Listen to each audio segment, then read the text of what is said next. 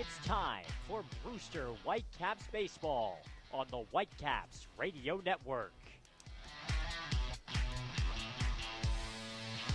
Here at Stony Brook Field, where the Brewster Whitecaps are looking for their fourth consecutive W after taking 3 in a row from the last place Harwich Mariners. Aiden Doyle here alongside Carter Wooddeal. A beautiful day here in Brewster. Literally not a cloud in the sky, not a cloud to be found. And they're going up against the Falmouth Commodores of the Western Division, a team that has the exact same record as them, 11-10-1 on the season. Falmouth in second place in the Western Division, and these are two teams that have faced each other twice so far this season. They've split, each team winning at home. Way back in the Whitecaps home opener here at Stony Brook Field, the Whitecaps took that one 7-4, and then the Commodores got their revenge at Gov Fuller Field with a 4-home run game.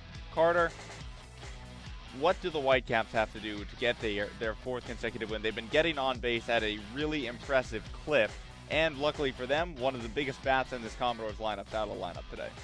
Right, and Marty Bikina not in the lineup for Falmouth, really the go-to guy for this Commodore club in terms of just straight up clobbering the ball. It's what he's done all season. But for Brewster, I think you can't really change your approach because of the firepower that you're looking at in the opposing offense. I think Davis Daniels is going to have to go deep into the game, and the offense is going to have to keep doing what they've been doing. Against Harvard, they did an excellent job of hitting the baseball hard, getting hard hit singles and doubles, moving the line offensively, something that they've really struggled with at the start of the year. They're going to have to do that for the entire game if they want to beat a very good Falmouth team here tonight. Yeah, I think Daniel's really the key to this one. 1-1 on the season with an 8.64 ERA. 2 games started, won his first decision against the Bourne Braves here at Stony Brook Field, and then at Eldridge Park in Orleans. Just went 4 1/3, gave up 5 earned runs, 8 hits. We're going to take a short break for the national anthem here at Stony Brook Field, and when we come back, our very own Morris Sheridan will have more on Davis Daniel.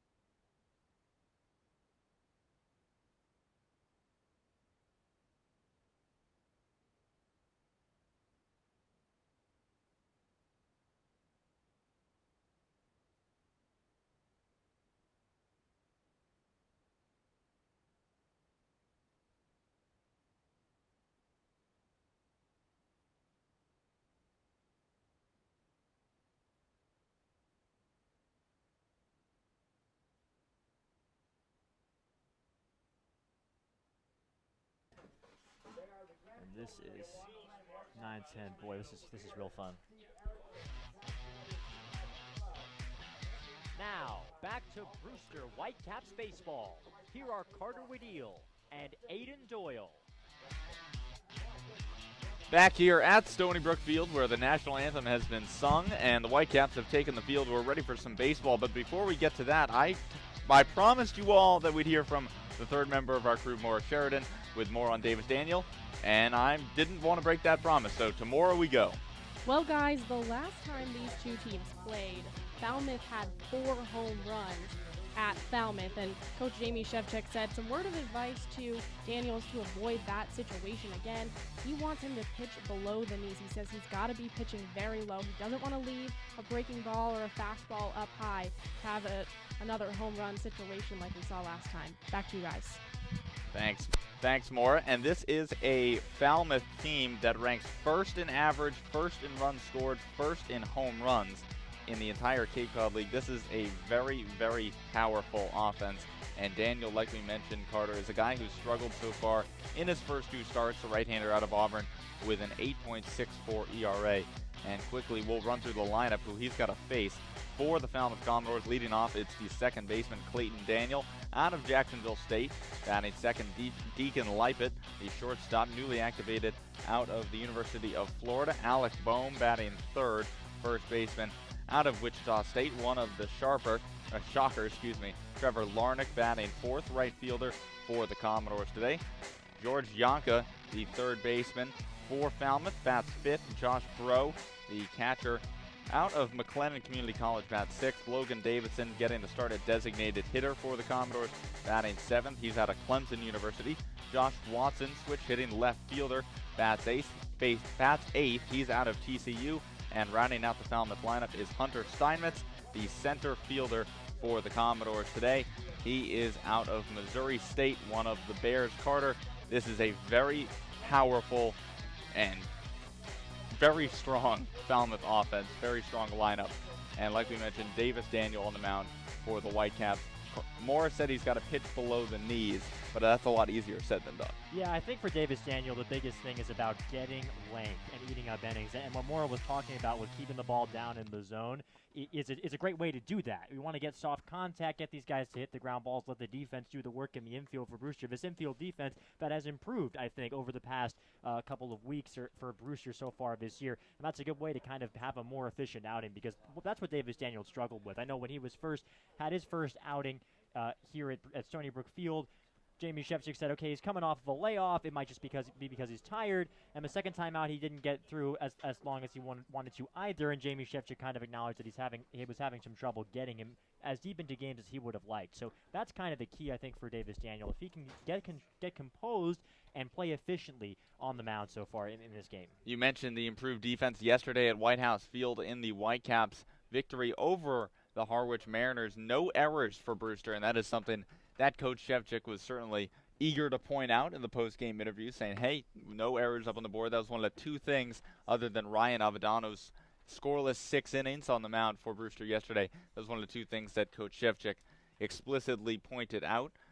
And Davis Daniel, a guy who in his combined 8 1/3 innings so far in 2 starts has given up 15 hits and 8 earned runs with just 5 strikeouts. Opponents really, batting well over 300 against him. And he's not a guy, Carter, who's going to overpower anyone. He relies mainly on that location, on that movement on his pitches. He can get into the low 90s, but not really anything more than that. But he's got a pretty sharp breaking ball. It's just a matter of commanding and locating it. Right, exactly. And when he can get that breaking ball, it goes back to what Moore was talking about, getting it down at the knees. Then it becomes a lot easier for him to mow down hitters because he can keep them guessing, he can change speeds, and he can get a lot of soft contact. But he has the potential to kind of get into a tricky situation when, as you said, he doesn't really have a go-to out pitch that he can go to when he really wants to just nail a guy, and he's unable to do that. So he has to make sure that kind of all of his pitches are working, and if he can, then he can go deep into games. And that's what he's going to have to do against, as we've been talking about, just a terrific offense for the Commodores in this ball game. Yeah, and speaking of that offense, ready to get things started here at Stony Brook Field. Daniel, the second baseman for Falmouth, leading things off. Righty-righty matchup and a Daniel matchup. Clayton versus Davis, and the first pitch from the right-hander. Fastball misses high above the letters for ball 1. Daniel comes into this game on a 9-game hitting streak for the Commodores. Batting .360 on the year for Falmouth. Looks at another fastball from Daniel that misses off the plate. Now 2-0 on the Falmouth second baseman. And the 2-0 from the right-hander hit on the ground towards short. In the hole, backhanded there by Graffinino. Long throw onto first in time to get Daniel for out number 1. And that's an ideal at-bat for the pitcher, Daniel, for Davis Daniel on the mound. Nice and quick, just a couple of pitches, gets a ground ball to Graffinino, is able to field nicely, letting the defense do the work and get the out. That, to me, ought to be Davis Daniel's blueprint for the entire rest of this ballgame. Now the left-handed hitting shortstop, Deacon Lippett, steps in out of the University of Florida. One of the Gators that had a heck of a season, to say the least there, Carter. As he looks at a first pitch fastball, misses below the knees for ball 1. I don't think you can have a better season. You literally cannot. They won the championship. Say College World Series champions. Deacon returning to the Cape for his second season.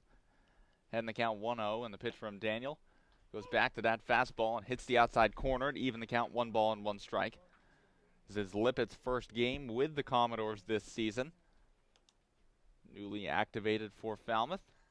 Making an appearance in the 2 spot today for the Commodores.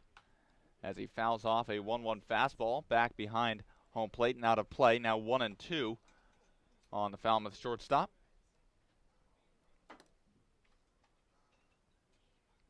Lippett, a guy who isn't going to hit for a lot of power, more of an average contact guy. Good speed on the base paths, though. 1-2 count and the pitch. Breaking ball chopped foul down the first base line. So Lippett stays alive and the count remains 1-2.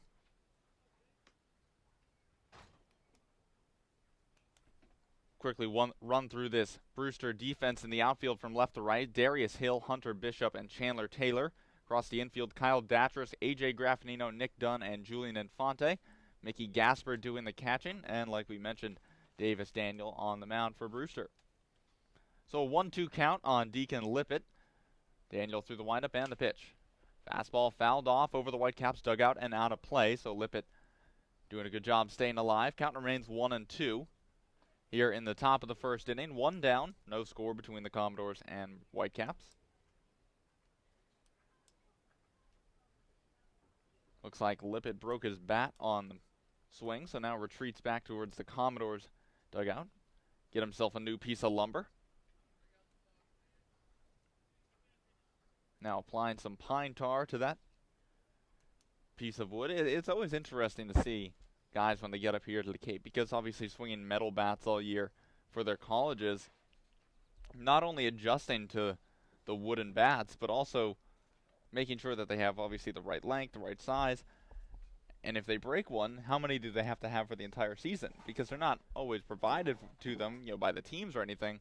They sometimes want their own custom bats. So if they break one, sometimes they have to use a teammate's bat, or if they run out, then they have to order new ones. 1-2 count. And a fastball from Daniel misses high and outside. Evens count, 2 balls and 2 strikes. Yeah, we've seen a couple of times where the hitter at the plate has borrowed a new stick from the guy on the on-deck circle. A couple of times this year. Daniel through the windup and the 2-2. Fastball in there, strike 3, Lippett down looking. Welcome back to the Cape League, Deacon Lippett, as Davis Daniel paints the inside corner with a fastball, and there's 2 down here in the top of the first. Yeah, nicely done. Right on the inside corner and low. A terrific pitch from Davis Daniel. So far, looking good. 2 hitters into this ball game. That'll bring up Alec Boehm, first baseman for Falmouth. A guy who currently leads the Cape League in batting average, batting .420 in 22 games so far. And he's not just an average guy either. Had 3 home runs, 16 RBIs, 7 doubles with a .602 slugging percentage. So a guy who can really put a charge into a baseball. First pitch from Daniel, poured right down the heart of the plate for strike 1. Boehm out of Wichita State University. One of the shockers, a big guy, 6'5", 225 pounds, listed as a third baseman on the roster, but going across the diamond today, plays first as Daniel paints one right at the lower part of the zone for strike 2 there with the fastball. Exactly what Morris said. Living at the knees there for strike 2. 0-2 the count. Daniel through the windup and the pitch. Fastball in there, strike 3, exact same spot. Got him looking with a fastball at the knees, and it's a 1-2-3 inning to start things off for Davis Daniel. We've played half an inning here in Brewster. No score between the Commodores and Whitecaps. And the top of the Whitecaps order will be Datras, Taylor, and Gasper coming to bat.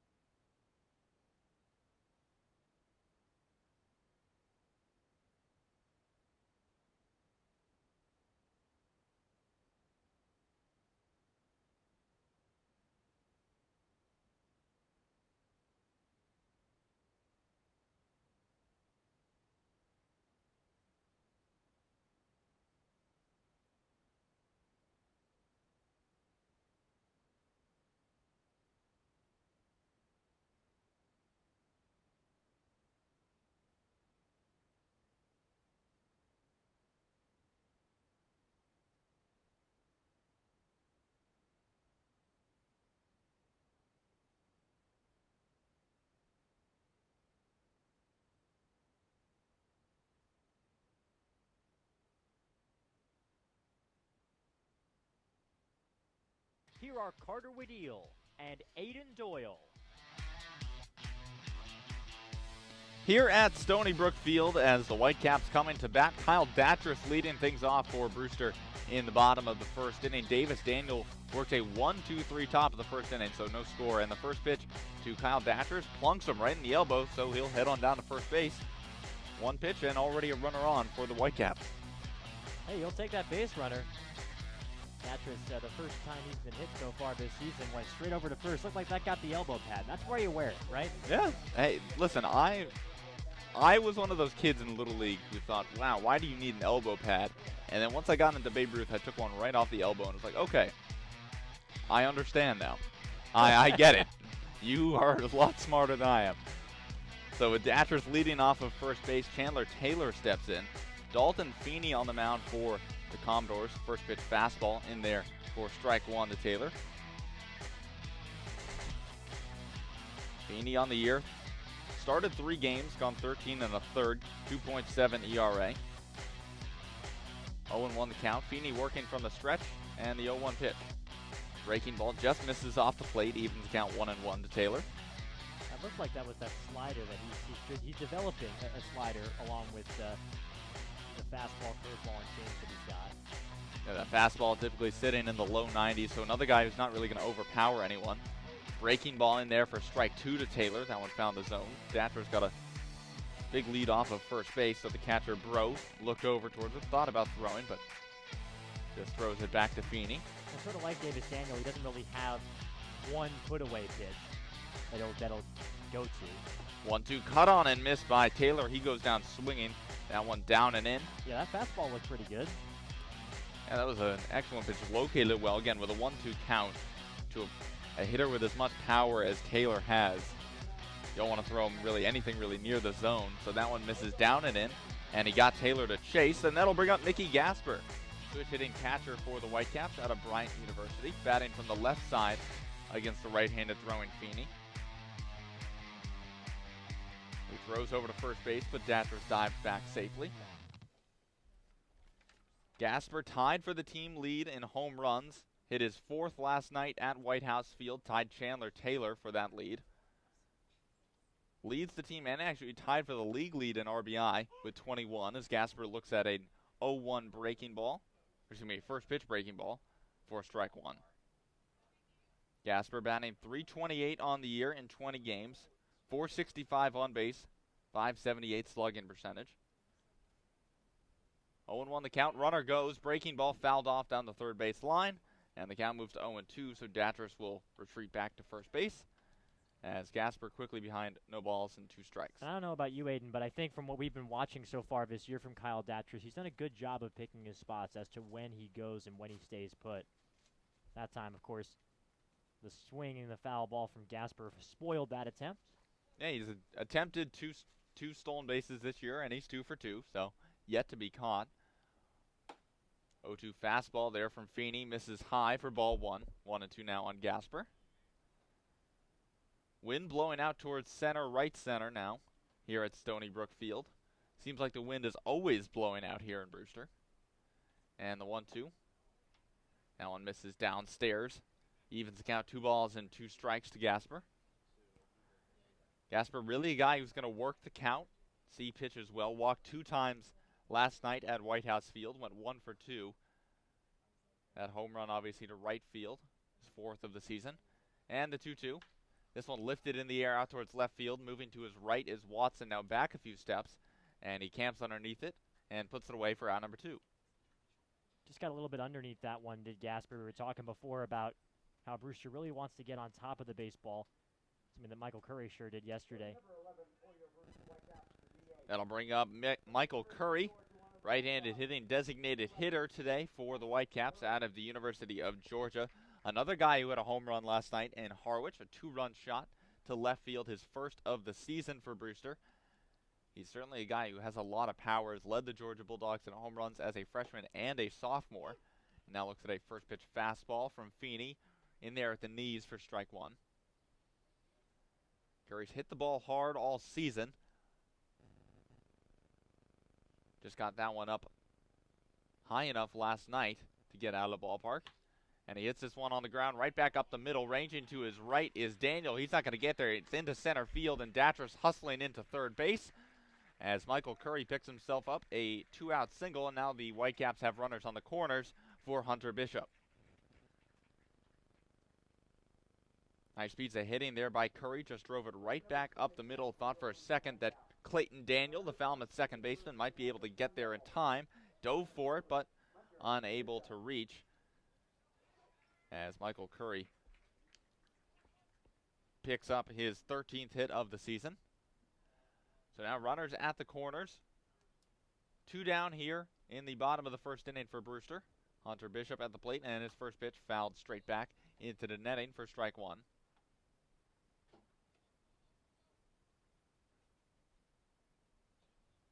Bishop entering the game, batting .224 on the year in 16 games. Went 1 for 4 last night at White House Field with a walk. Now looks at a breaking ball in the dirt. Good stop there by the catcher, Bro, to keep Datris at third. Evens count at 1-1.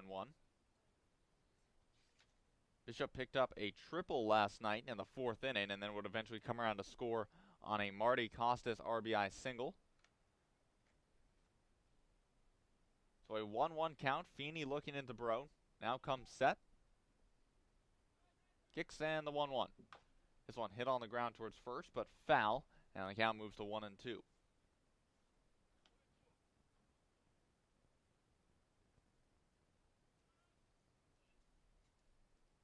Bishop, left-handed hitting center fielder out of Arizona State. Possesses some of the best tools on this entire Brewster roster. Has very good speed. Had a great year for Arizona State this year as he looks at a breaking ball from Feeney. Just misses off the plate. Evens count at 2 balls and 2 strikes. Bishop this year for the Sun Devils played in 51 games, 42 of them starts, batted .301, and was second on the team in average, triples, and home runs, which led to an honorable mention All Pac-12 honor. Now it takes a fastball from Feeney off the plate, and the count runs full on Bishop. Yeah, Bishop, the story with him, he's just such a talented kid. That seems like what everybody's talking about in the Whitecaps coaching staff. It's just a matter of getting his head right and keeping his hands quiet at the plate. And when he does, he can put a drive into the baseball. And a breaking ball there from Feeney misses downstairs, and Hunter Bishop will head on down to first base with a 2-out walk, and now the bases are loaded for Julian Infante here in the bottom of the first.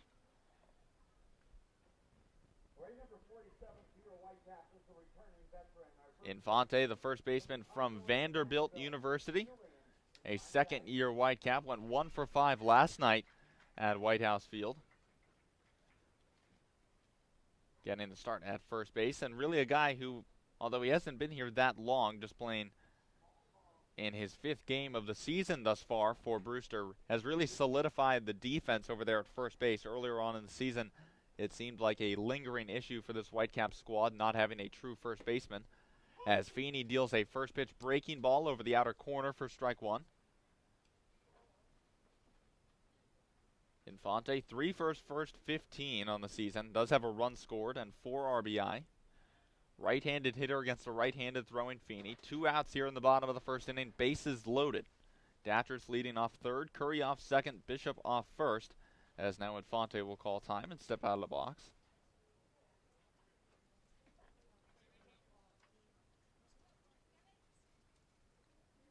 Feeney looking into his catcher, Bro, now through the windup and the 0-1.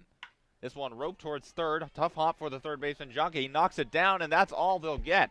Won't make the play towards first, and Julian Infante reaches. Datcher scores from third, and the Whitecaps take a 1-0 lead here in the bottom of the first inning. Yeah, just moves the line around, and for Infante, we'll see how they score that exactly. They're going to score at a hit, kind of rewarding him for getting the bat on the ball and getting just a hard hit baseball. That's what you got to do. The rest is out of your control. Just hit the ball hard, able to do that and get another RBI. He did hit it hard right at the third baseman, Jonko, but kind of took a tough hop on him, came up, ate him up. And an RBI single there for Infante, and it's 1-0 Whitecaps here in the first. Now the first pitch to Nick Dunn, second baseman out of the University of Maryland, a fastball that misses off the plate for ball 1. 1-0 the count. Bases still loaded for Brewster, and the pitch. Another fastball. This one finds the outside corner. Evens count, 1 ball and 1 strike. Dunn so far this season, batting .222 in 19 games for the Whitecaps. Has 6 RBI. And the fastball from Feeney just misses once again off the plate. Now 2-1 on Dunn. Dunn, last year's Whitecaps Offensive Player of the Year, a Cape League All-Star. So this is his second year in Brewster playing for the Whitecaps. And the 2-1 pitch. Another fastball from Feeney. Goes back to the outside corner, and this one finds the zone. 2-2 now on Dunn. So 2s across the board here at Stony Brook Field. 2 balls, 2 strikes, and 2 outs. Bases loaded for the Whitecaps, and the pitch.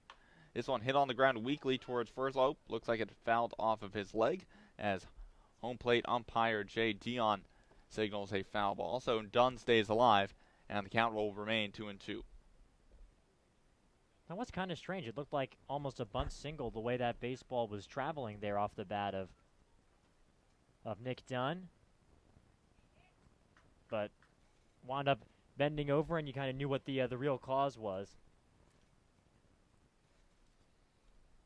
2-2 the count, 2 outs, bottom of the first inning, bases loaded for Nick Dunn. And the pitch from Dalton Feeney.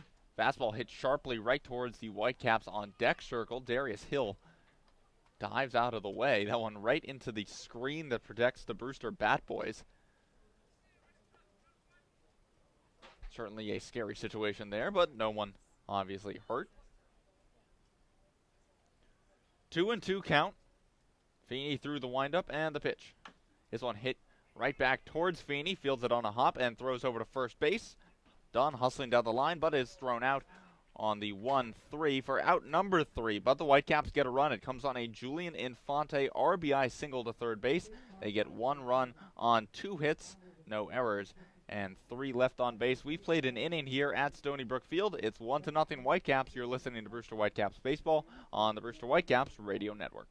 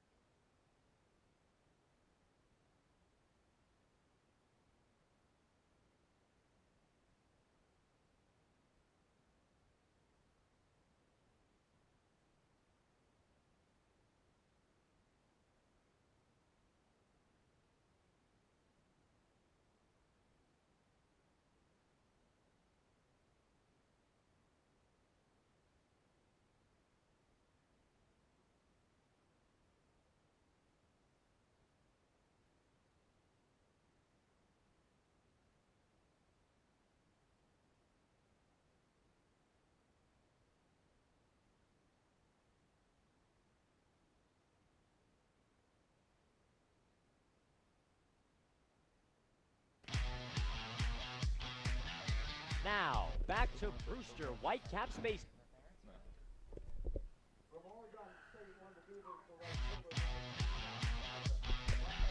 Now, back to Brewster Whitecaps baseball. Here are Carter Wedeel and Aiden Doyle. Back here at Stony Brook Field, where the Whitecaps hold a 1-0 lead over the Falmouth Commodores. And Davis Daniels' first pitch to Trevor Larnick, a fastball that misses off the plate for ball one. Larnick, the Falmouth left fielder, fouls this one off down the left field line. Evens count at 1-1.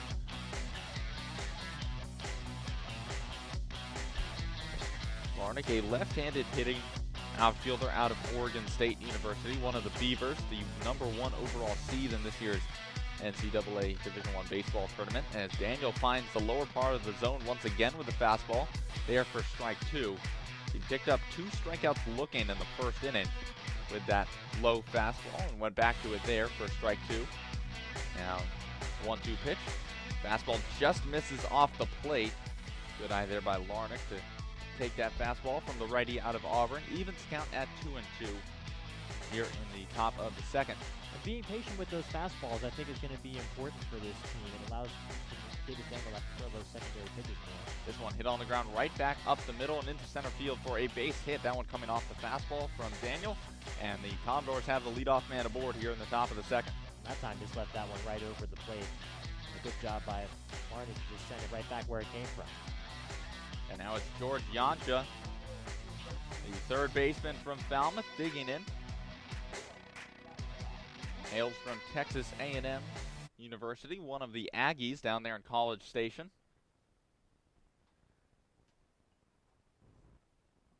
Runner aboard here in the top of the second for the Commodores. Trevor Larnick leading off with a single to center field. And the first pitch from Daniel, a fastball that misses high and outside for ball one. Carter, I know you're hailing from the University of Missouri, so your Tigers have faced Yoncha's Aggies. What do you know about them? Well, they had a terrific season. As a fastball from Daniel misses high. 2-0 now the count on Yoncha.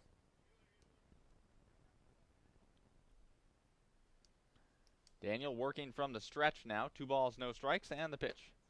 Fastball right on the outside corner, now 2-1. Good job locating the fastball there from Daniel.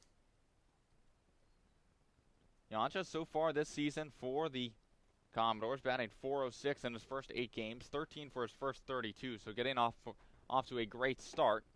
As Daniel once again paints the outside corner, evens the count, 2 balls and 2 strikes.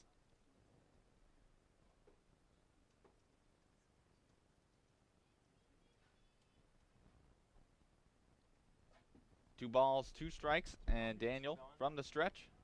Fastball cut on and missed. Yoncha chases it high for strike 3, and there's 1 down here in the top of the second. Well, all 3 strikeouts for Daniel so far have come on the fastball. The first 2 looking down in the zone, and there gets Yoncha to chase one high above the letters. And now Josh Bro, the catcher for the Commodores, stepping in. Bro out of McLennan Community College, off to a bit of a rough start for the Commodores, batting .227 in his first 18 games, as Daniel misses high with a fastball for ball one. Still a runner aboard for Falmouth. Trevor Larnick leads off of first base, as the right-handed hitting Bro digs in. Another righty-righty matchup. Daniel comes set. And the 1-0 pitch. Fastball locates it very well there on the outside corner. Evens count, 1 ball and 1 strike. Commanding that fastball really just opens the gate for Davis Daniel for the rest of his pitch repertoire, and he's doing an excellent job of it so far in this ball game. That he has, locating it down, locating it up, outside, inside corners, and the 1-1 pitch there. He goes inside, and it's cut on and missed by Bro for strike 2. Really did a good job there running the 2-seam in on the right-handed hitting catcher.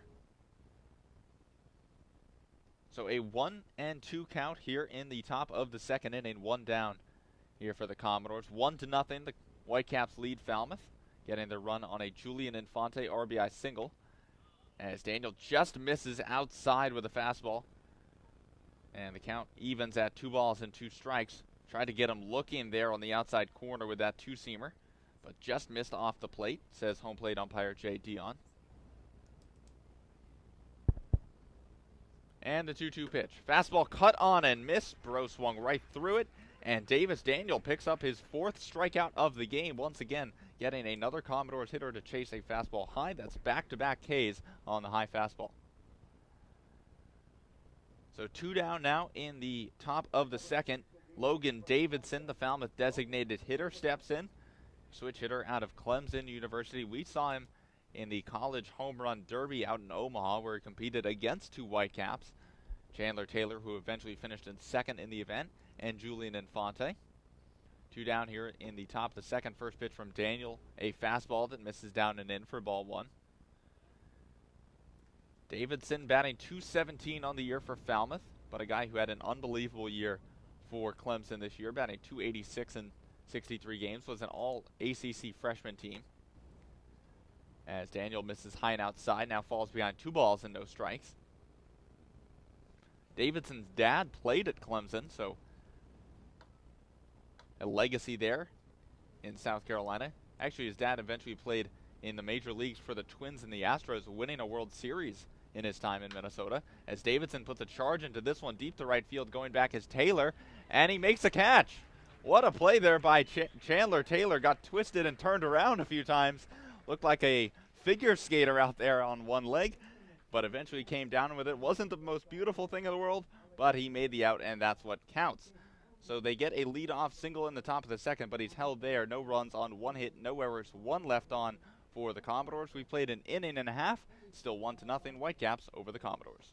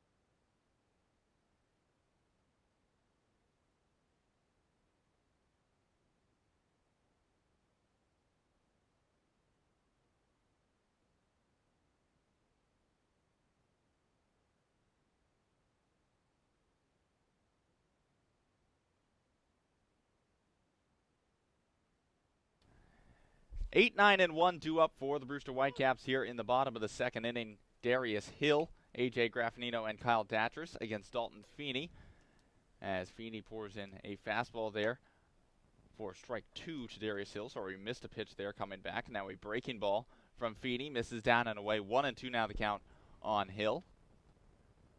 Feeney through the windup and the 1-2 pitch. Fastball in there, strike 3, Hill down looking. Feeney doing a good job painting the outside corner there with a fastball. And the leadoff man down looking for the Whitecaps here in the bottom of the second. Yeah, good morning, good afternoon, and good night for Darius Hill in that at-bat, just mowing him down. Both of these pitchers are relying on their fastballs.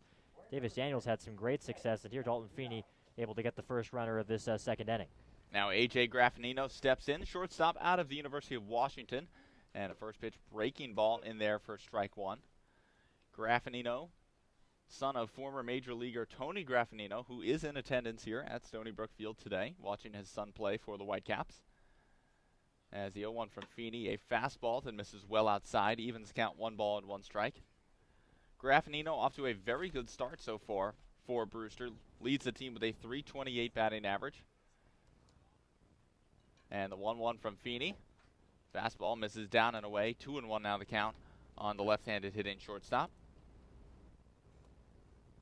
1-0 the score here. Whitecaps on top of the Commodores. That run coming on a Julian Infante RBI infield single in the bottom of the first inning. As Feeney once again misses outside with the fastball. Now 3-1 on Graffinino. 3 balls, 1 strike. Feeney through the windup and the pitch. This one lined out towards left field, but right at the left fielder Watson, and he puts it away for out number 2. So Graffinino got a good piece of it, but hit it right at Josh Watson out there in left field. So 2 down here in the bottom of the second inning, and it's back to the top of the order for the Whitecaps. Kyle Datcher stepping in. He scored the Whitecaps' only run of the ballgame, and the only run of the ballgame thus far for either team. Led the game off with a hit by pitch, and then came home on Infante's RBI single. Datcher's the third baseman out of the University of North Carolina. Second plate appearance here today, and now looks at a first pitch ball from Dalton Feeney. That one misses off the plate.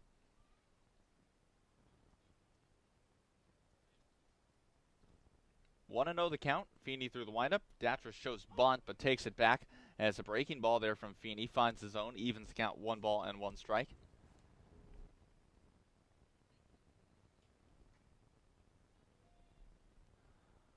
One and 1 the count, and the pitch. Fastball fouled off out of play down the right side. Now 1-2 on Datchers.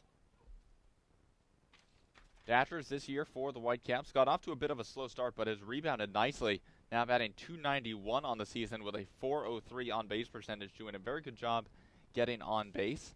Yesterday in Harwich went 2 for 5 with a run scored. The day before went 1 for 5 and had that big go-ahead RBI single in the 8th inning that would eventually prove to be the game winner, as Feeney misses down and away with a fastball. Now 2-2 on the right-handed hitting third baseman.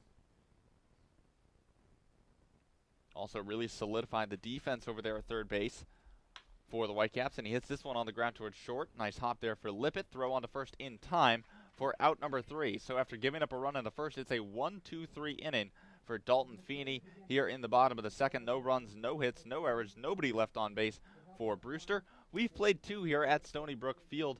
It's 1-0 Whitecaps on top of the Commodores. Keep it right here. You're listening to Brewster Whitecaps Baseball on the Brewster Whitecaps Radio Network.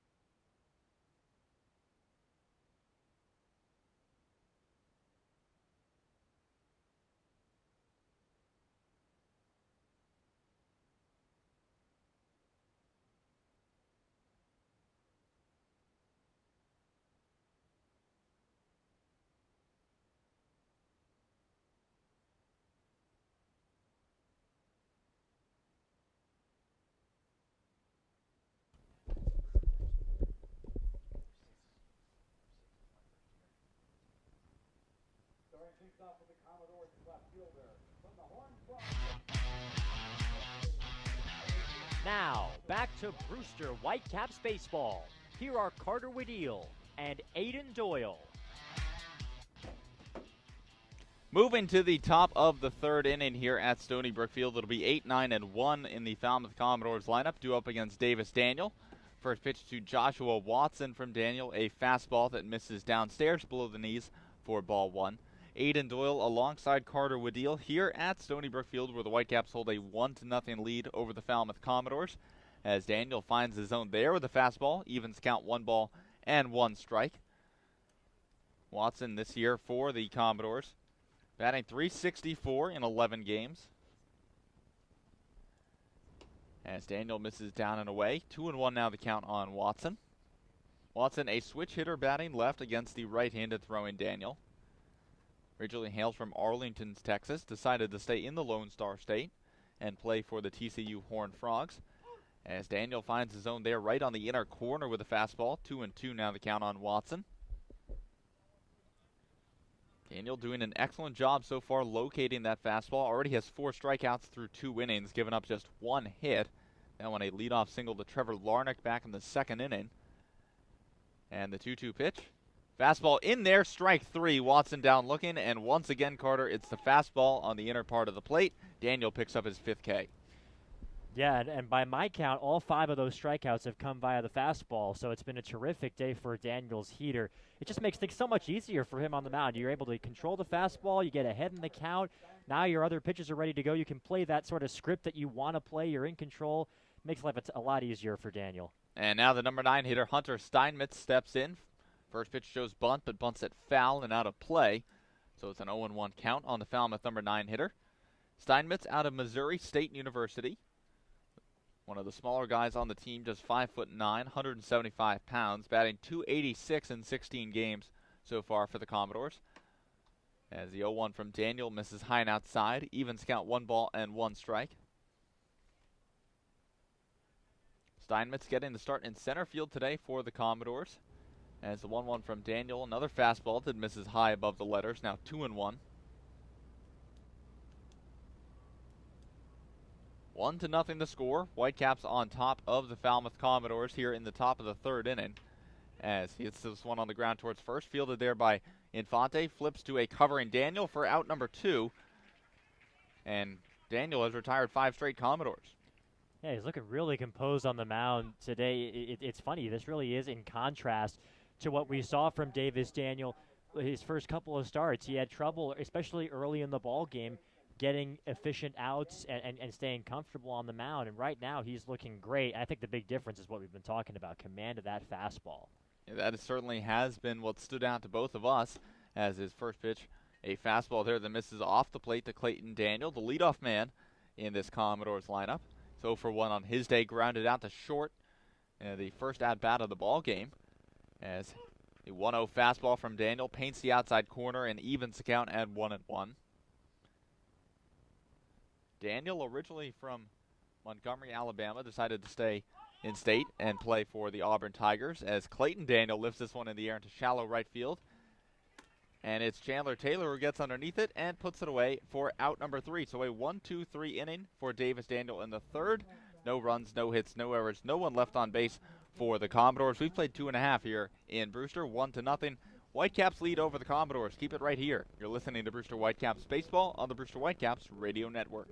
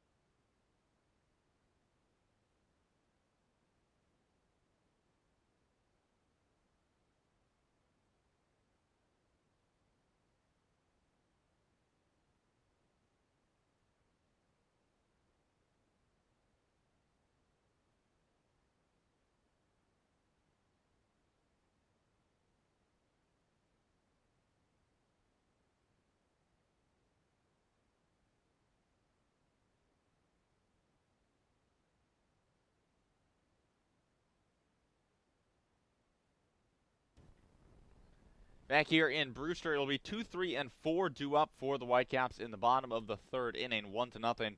Brewster on top of Falmouth. Chandler Taylor, Mickey Gasper, and Michael Curry due up against the right-hander Dalton Feeney. And the first pitch to Taylor, a fastball in there for strike 1. Taylor 0 for 1 on his day, struck out swinging, chased a fastball down and in for strike 3 in his first at-bat. Now takes a big cut at that one down and in, and quickly falls behind 0-2. I think we saw a little bit of that from Chandler Taylor in yesterday's game as well, wound up striking out 3 times, and all 3 strikeouts were on fastballs. So another heater fooling the slugger from Alabama. 0-2 fastball there from Feeney. Misses off the plate, now 1-2 on Taylor. And he's a bit of, I know this is one of your favorite phrases, Carter, the feast or famine type guys. You know, obviously tied for the team lead in home runs with 4. As he takes a fastball there from Feeney down and away for ball 2. So he hits the ball a mile when he gets a hold of it. And, you know, he's a guy who can really get on base at a high clip. You know, he knows the strike zone, but at the same time, does have a bit of swing and miss in his game. So he hits this one on the ground in between first and second. Ranging to his left is Daniel. Throws on to first in time for out number 1. Yeah, and I think right now he's got 14 strikeouts, which is third, on the team. Gasper and Bishop are tied for the top spot with 18 Ks, and it just seems like you're right. He's kind of a hit big or miss big kind of guy when he approaches up at the plate, and that's kind of his mentality. I mean, Chandler Taylor is looking to drive the ball. He's one of those guys that comes into the batter's box thinking about hitting the baseball hard, and sometimes that means you're going to look silly from time to time. Now, first pitch to Mickey Gasper in there for strike 1. Gasper 0 for 1 on his day, lined out to left field in his first at-bat. Switch hitter batting left against the right-handed throwing Feeney. And the 0-1 pitch. Breaking ball misses downstairs in the dirt. Evens count at 1 ball and 1 strike. 1-1 the count, 1 out here in the bottom of the 3rd inning. As Gasper looks at another breaking ball from Feeney that misses downstairs. Now 2-1 the count. Gasper came into this game batting .328 on the season for Brewster, being their most reliable source of offense. Now 2-1 fastball finds the outer corner, evens the count, 2 balls and 2 strikes. Like we've talked about, tied for the team lead with 4 home runs, leads the team and is tied for the league lead with 21 RBI. Also leads the team with 17 walks. And he hits this one on the ground right back up the middle. Ranging to his right is Daniel, but he won't get there, and it's into center field for a base hit. So Mickey Gasper picks up a 1-out single, and the Whitecaps have a man aboard with Michael Curry stepping to the dish. That's a good piece of 2-strike hitting there from Mickey Gasper, is pushing that one back up the middle. That's something I think Mickey could use a little bit more of in his game. I think he talked about it, I think, when he was talking to you after the game last night about how he's been looking at one too many fastballs in at-bats recently. That was a good job of him just kind of push that one over into center field. Now Feeney will switch to the stretch, and the first pitch to Michael Curry shows bunt and takes it back as Feeney deals a breaking ball for strike 1. That had some nice movement to it on that curveball. Don't think Curry was quite ready for it, showing the bunt there. So an 0-1 count as Gasper leads off of first base. Feeney comes set. And the 0-1. Breaking ball down and away. Nice stop there by Bro to hold Gasper at first base. 1-1 now the count on Curry. Curry picked up the first hit of the day for the Whitecaps. A single back in the first inning. Advanced to second before being stranded there. Now a 1-1 from Feeney. Fastball misses downstairs below the knees. Now 2-1 on Curry.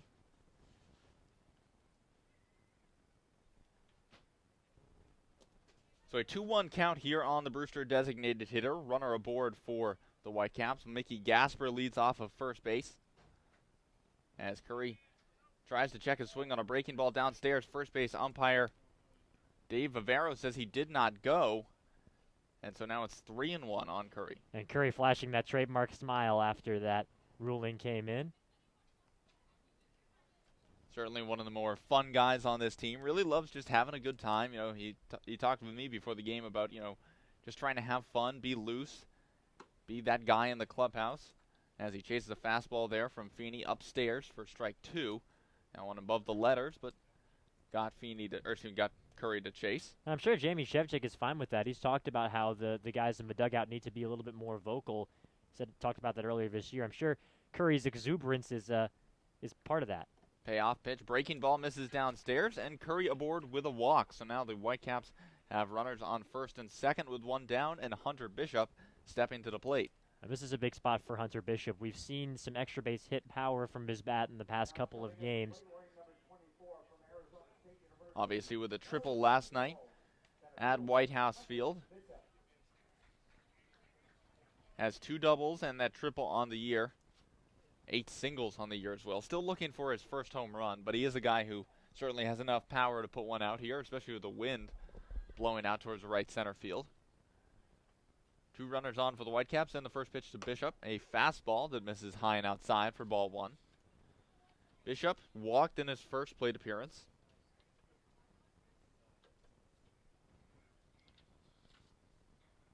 Had a great year, like we mentioned, with Arizona State this year.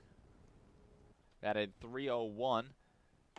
And the 1-0 fastball from Feeney misses high and outside. 2-0 now the count on Bishop. And this is where Bishop likes to be. I really think that Hunter Bishop has been a different hitter this year when he's been able to get ball 1 versus when he's fallen behind with strike 1. Obviously, it's important for any hitter, but I think with Hunter Bishop, not just physically at the plate and approaching the pitcher strategically, but also mentally in the batter's box, he's really in a better spot when he's ahead in the count like he is right now.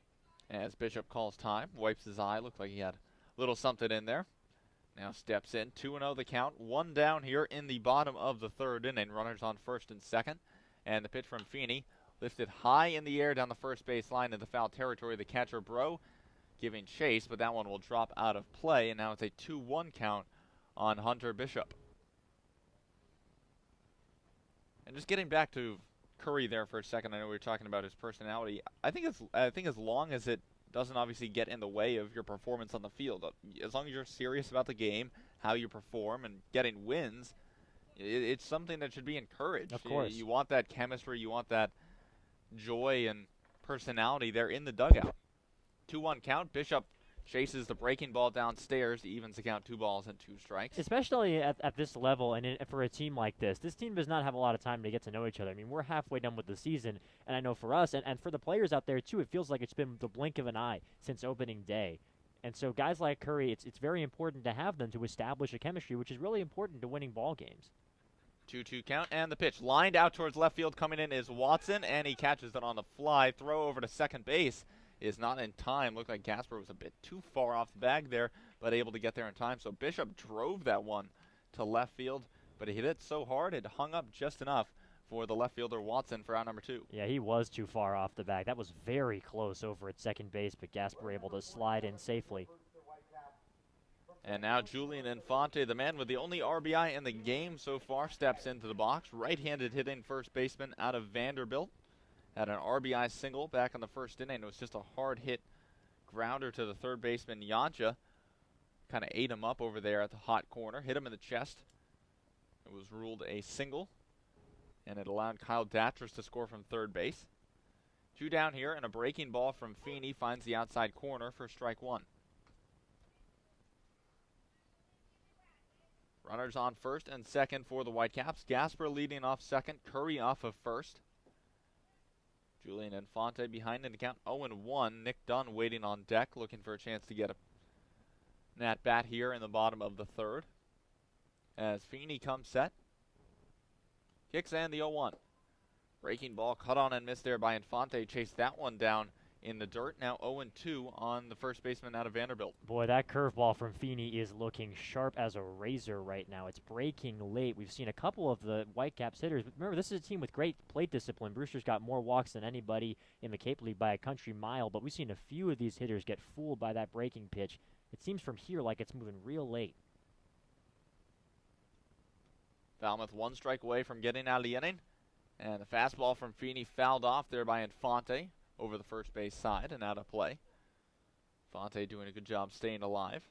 Needs a guy who in this Whitecaps lineup, because of his veteran presence, the year he had for Vanderbilt, you can count on it. He's not just going to give away an at-bat or something. He's going to battle. He's going to work the count. He's going to see his pitches. And that's a major reason outside of the talent, just obviously the statistical production, that Coach Shevchik and the rest of this Whitecaps coaching staff wanted him back this year. 0-2 count, 2 down, and the pitch from Feeney. Fastball misses down and away for ball 1. Good eye there from Infante.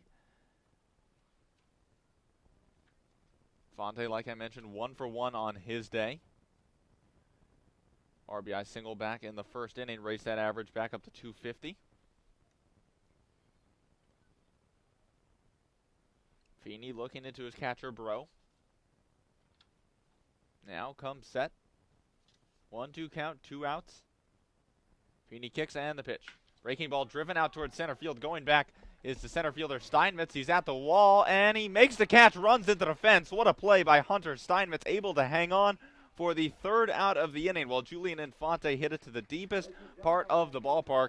And that was Hunter Steinmetz running it down and crashing into the center field fence here at Stony Brook Field for the third out of the inning. So just a loud F8 for Julian Infante. No runs on one hit, no errors, 2 left on base for the Whitecaps in the bottom of the third. We've played 3 here at Stony Brook Field. Whitecaps still on top, 1-0.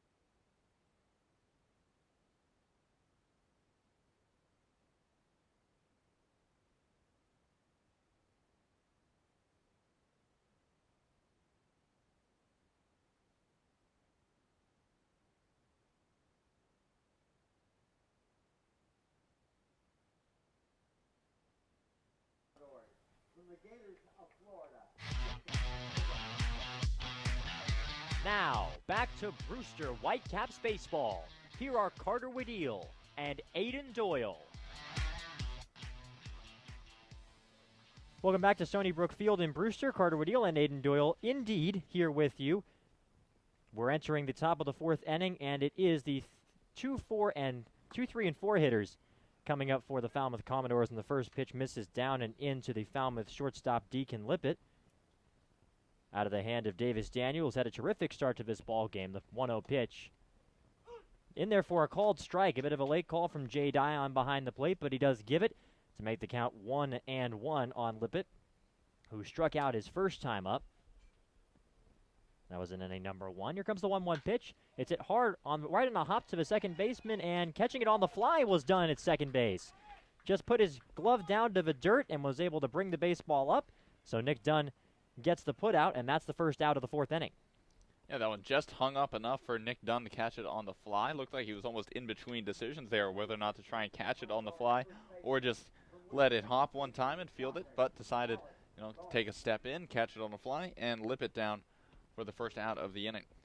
And here comes Alec Boehm, the reigning Cape Cod League hitter of the week, digging in from the right side against the righty Davis Daniel. Has had a terrific season for the Falmouth Commodores, as Aiden laid out for you. The first pitch is in there for a strike on the outside corner. Davis Daniel locating well, and now ahead in the count, 0-1. Boehm, a rising junior out of Omaha, Nebraska. 0-1 pitch coming along. Hits it high in the air, shallow right center. Moving to his right is Chandler Taylor, and he will make the catch coming in. And there's out number 2. And that was a great pitch there from Daniel, because it got in on the hands of Boehm, jammed him a bit, and there, not really a ball that he can turn around and drive to left field. Kind of, again, you pull those hands in, shoot it out to right field. Derek Jeter was great at that. Boehm not quite as great, trying to look for one to pull and drive. Lifted it in the air into right field. And Taylor, obviously known more for his offense than his defense, but still able to run that one down for out number 2. And Alec Boehm has said that that's a sign that he's doing well at the plate. He says when he struggles, he yanks it to left field. The first pitch in there for a called strike at the knees to Trevor Larnick, who's sitting from the left side against Davis Daniel. 2 quick outs for Daniel here in the top of the 4th. He's been very efficient so far in this game.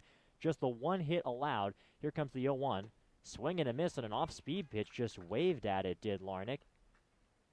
That one looked like it had a bit of lateral movement away from the outside corner, and Larnick quickly behind him, the count 0-2. Larnick was the guy who got that 1 base runner for Falmouth in this game. He had a leadoff single in the 2nd inning. Here comes the 0-2.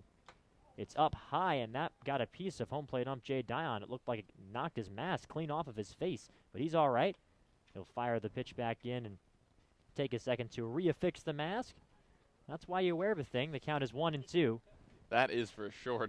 Nothing like, first of all, watching 90-mile-an-hour fastballs come in at you all day anyways must be a little bit nerve-wracking. But then to get one off the mask, I'm not sure how you just get right back in there and keep doing your job. That was impressive. Here comes the 1-2 pitch from Daniel. Breaking ball hit hard on the ground to second base, fielded over there by Dunn. He throws to first for the out, so a very quick top of the fourth inning for Davis Daniel. He has now retired 9 batters in a row. It's a 1-2-3 fourth inning for Falmouth. We're through 3.5 innings of play, 1-0 Whitecaps. You're listening to Brewster Whitecaps Baseball on the Whitecaps Radio Network and live on Lower Cape TV, Channel 99.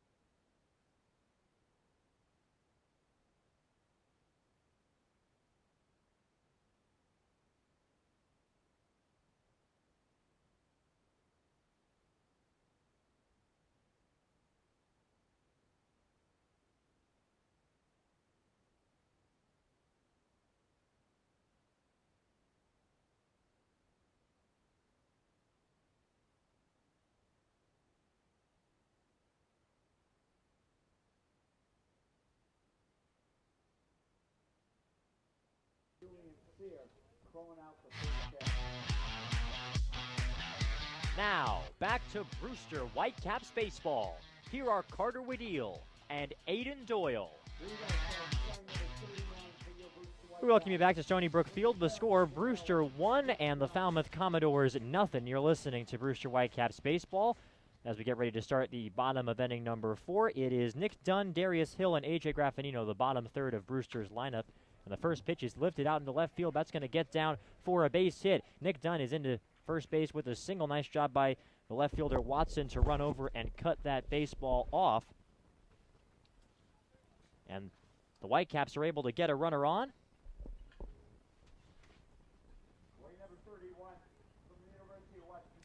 Against Dalton Feeney, who's out for his 4th inning of work after an efficient 3 innings, just gave up that 1 run it scored on a Julian Infante RBI single. That was how Brewster got the only run of this ball game so far. Here's Darius Hill.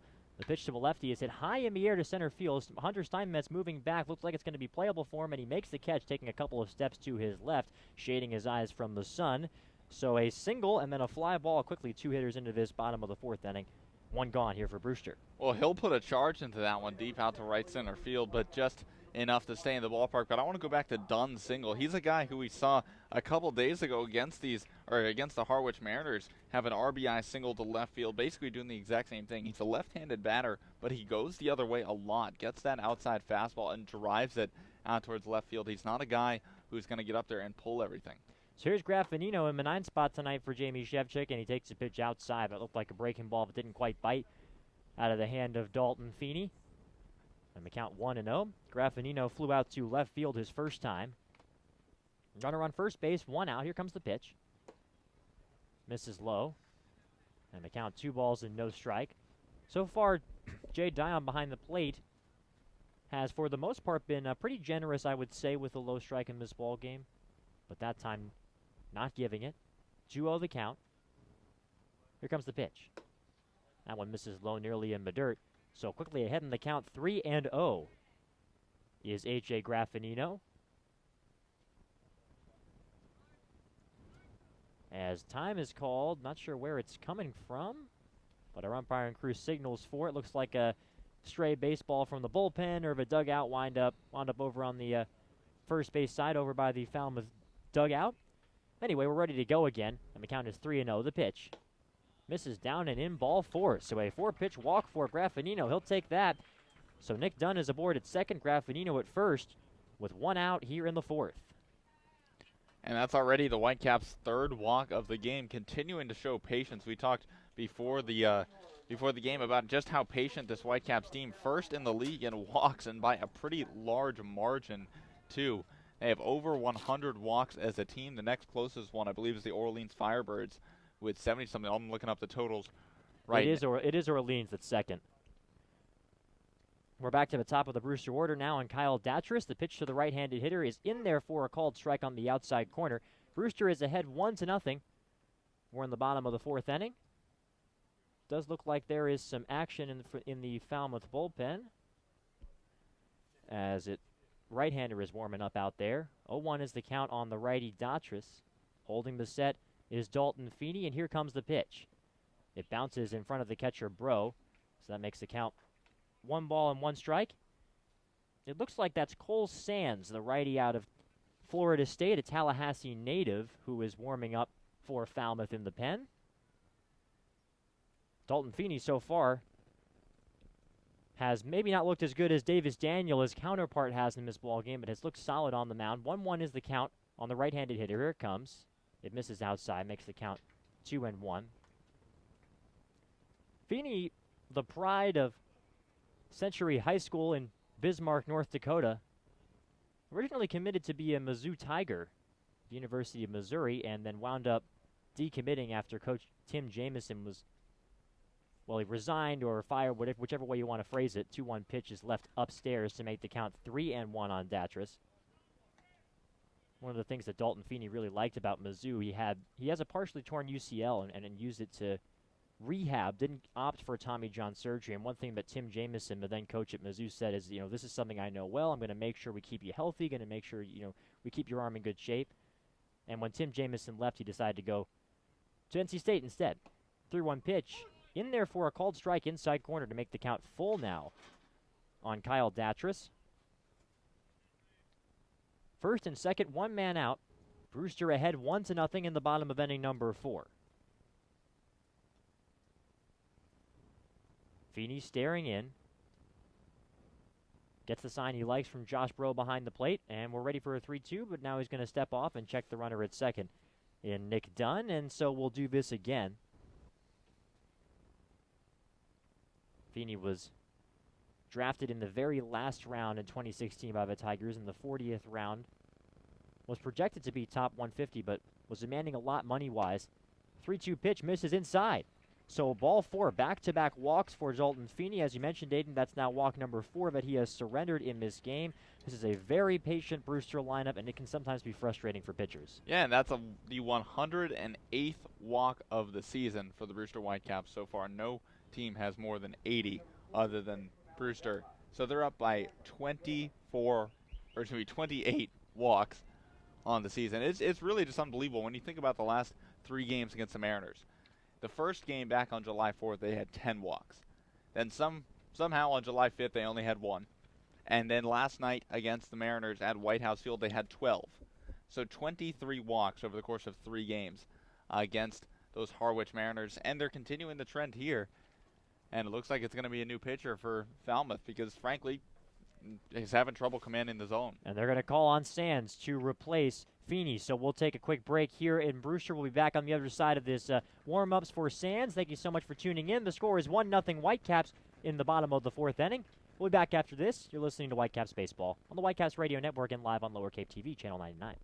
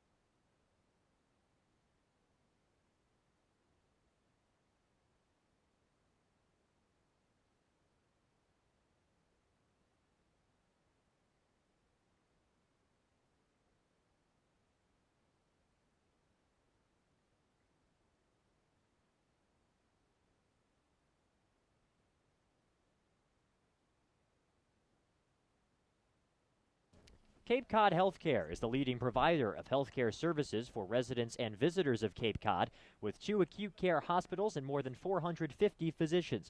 For more information, visit capecodhealth.org. Cape Cod Healthcare, expert physicians, quality hospitals, superior care. We welcome you back. Cole Sands taking his warm-up pitches. The right-handed pitcher coming up, and he will face the left-handed hitting Chandler Taylor. Up with the bases loaded for Brewster and 1 man out. The Whitecaps are hanging on to a 1-0 lead. Whitecaps again with the bases loaded. They've done this a bunch in their past few games and haven't always been able to deliver. Brewster has left the bases loaded 4 times in their previous 3 games. And now Chandler Taylor digging in against Sands. The rising junior out of Tallahassee, a Florida State Seminole. Here comes the pitch. Swing and a miss. Oh, missing. It looked like that was outside the zone, off the outside corner, the one that Chandler Taylor went out to swing at. It was a fastball from Sands to start things off. And the count is 0-1. Bases full of Whitecaps. The pitch. Swing and a miss. That was a curveball. Down and away. And again, Chandler Taylor looked like he was reaching out, made it look like the baseball bat should have been a little longer on that play.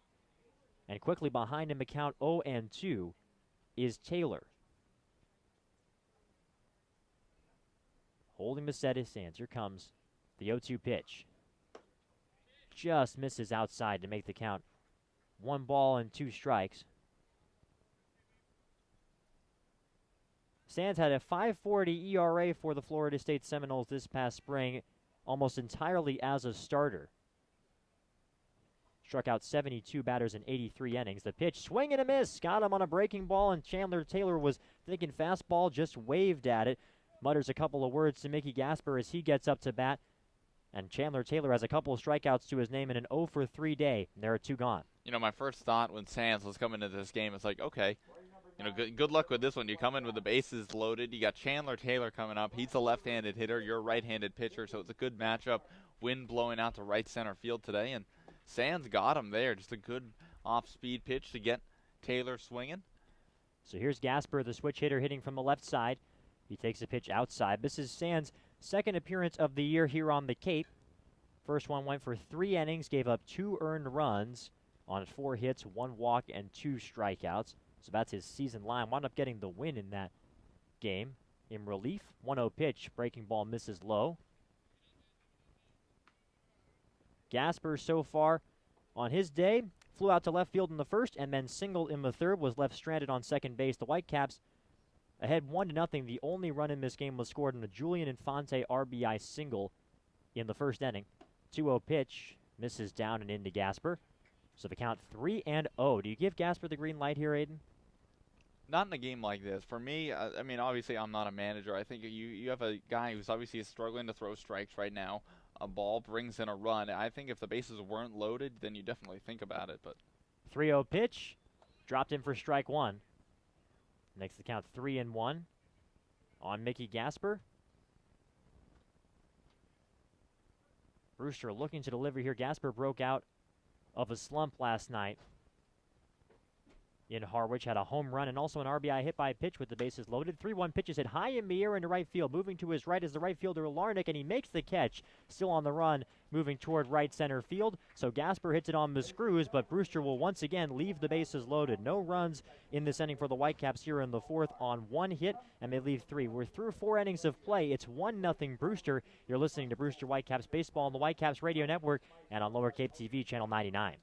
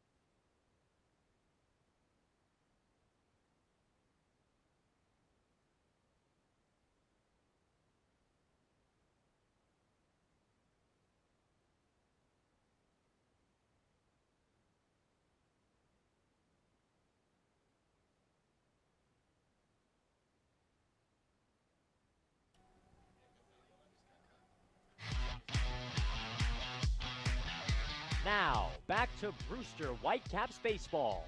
Here are Carter Wedeel and Aiden Doyle. Back here in Brewster, the score 1-0 with the Whitecaps on top. Carter Wedeel and Aiden Doyle here with you on the Whitecaps Radio Network, and a special welcome to the folks who are watching on Lower Cape TV channel 99 for this ball game today. We'll start things off with George Yancha hitting from the right side. And the first pitch from Davis Daniel is in there for a strike at the knees. 0-1 the count. Brewster ahead 1-0 in the top of the 5th inning here at Stony Brook Field. Been a nice quick game of baseball so far on this gorgeous summer evening. The pitch, and therefore another called strike on the outside corner. Looks like Jay Dion has given Davis Daniel that strike, and so far he's been taking full advantage of it, hitting the spot to Mickey Gasper with that fastball very well early in this ball game. 0-2 pitch, swing and a miss, he got him! Good morning, good afternoon, and good night. George Yancha goes down swinging, his second strikeout of the game. Yeah, that's 6 Ks on the evening so far for Davis Daniel.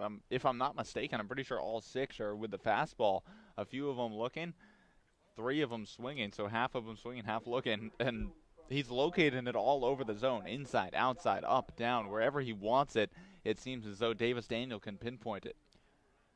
Here comes the pitch to the right-handed hitter, misses outside to Josh Bro. The count is 1-0. Bro struck out on a fastball, swinging in the second inning like many of his other teammates.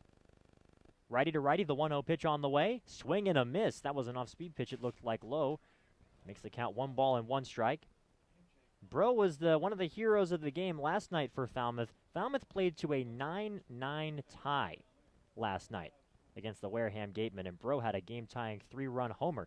1-1 pitch is fouled back to the screen to make it 1-2. How's that for an eventful game of baseball? Evening things at 9. They wound up calling it after 12 innings.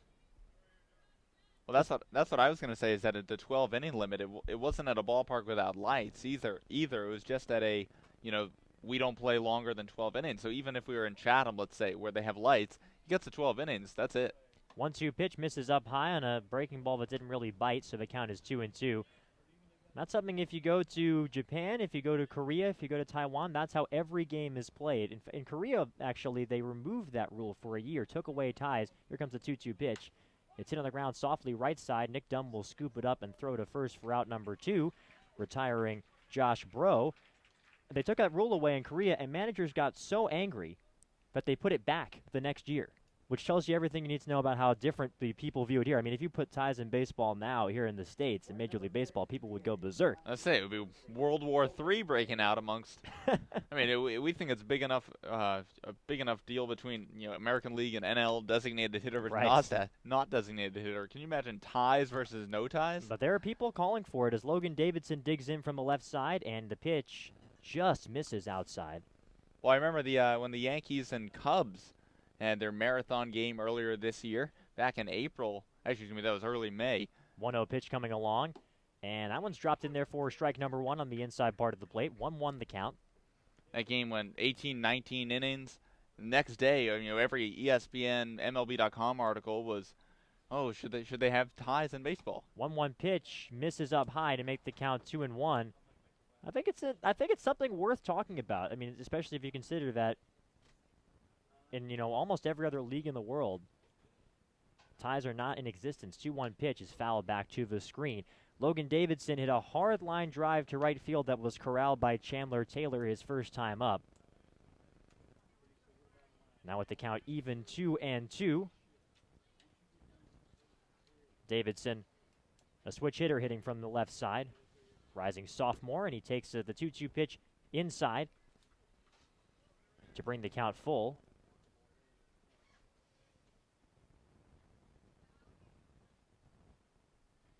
3-2 with 2 outs. Here comes the pitch, and that misses down and in. So Logan Davidson works a walk. That's the first walk that Davis Daniel has surrendered so far in this ball game, and Falmouth has a base runner with 2 men out.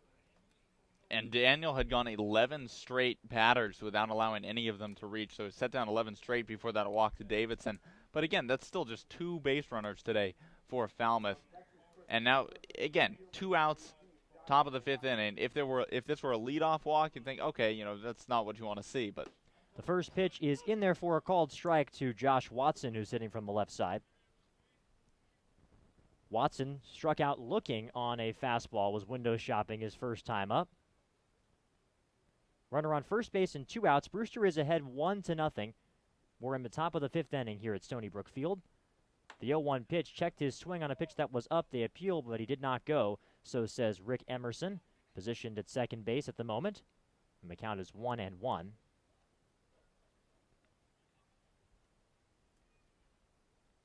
Watson, a rising junior out of James Martin High School in Arlington, Texas. The pitch to the hitter is hit high in the air, foul ground left side. It will go out of play. 1-2 is the count. Watson coming off a 2017 season with TCU where he hit just .239 with 1 homer, 38 runs driven in, but he drew 43 walks in 68 games. Here comes the 1-2 pitch. Swing and a miss, he got him. Just blew that fastball by him, and Davis Daniel pounds the glove as he walks off the mound. He knows that he is on in this ball game. 5 clean innings for Davis Daniel. We're through 4.5. No runs, no hits, and 1 left in the top of the 5th for the Commodores. They trail Brewster 1-0. You're listening to the Brewster Whitecaps Radio Network and watching live on Lower Cape TV.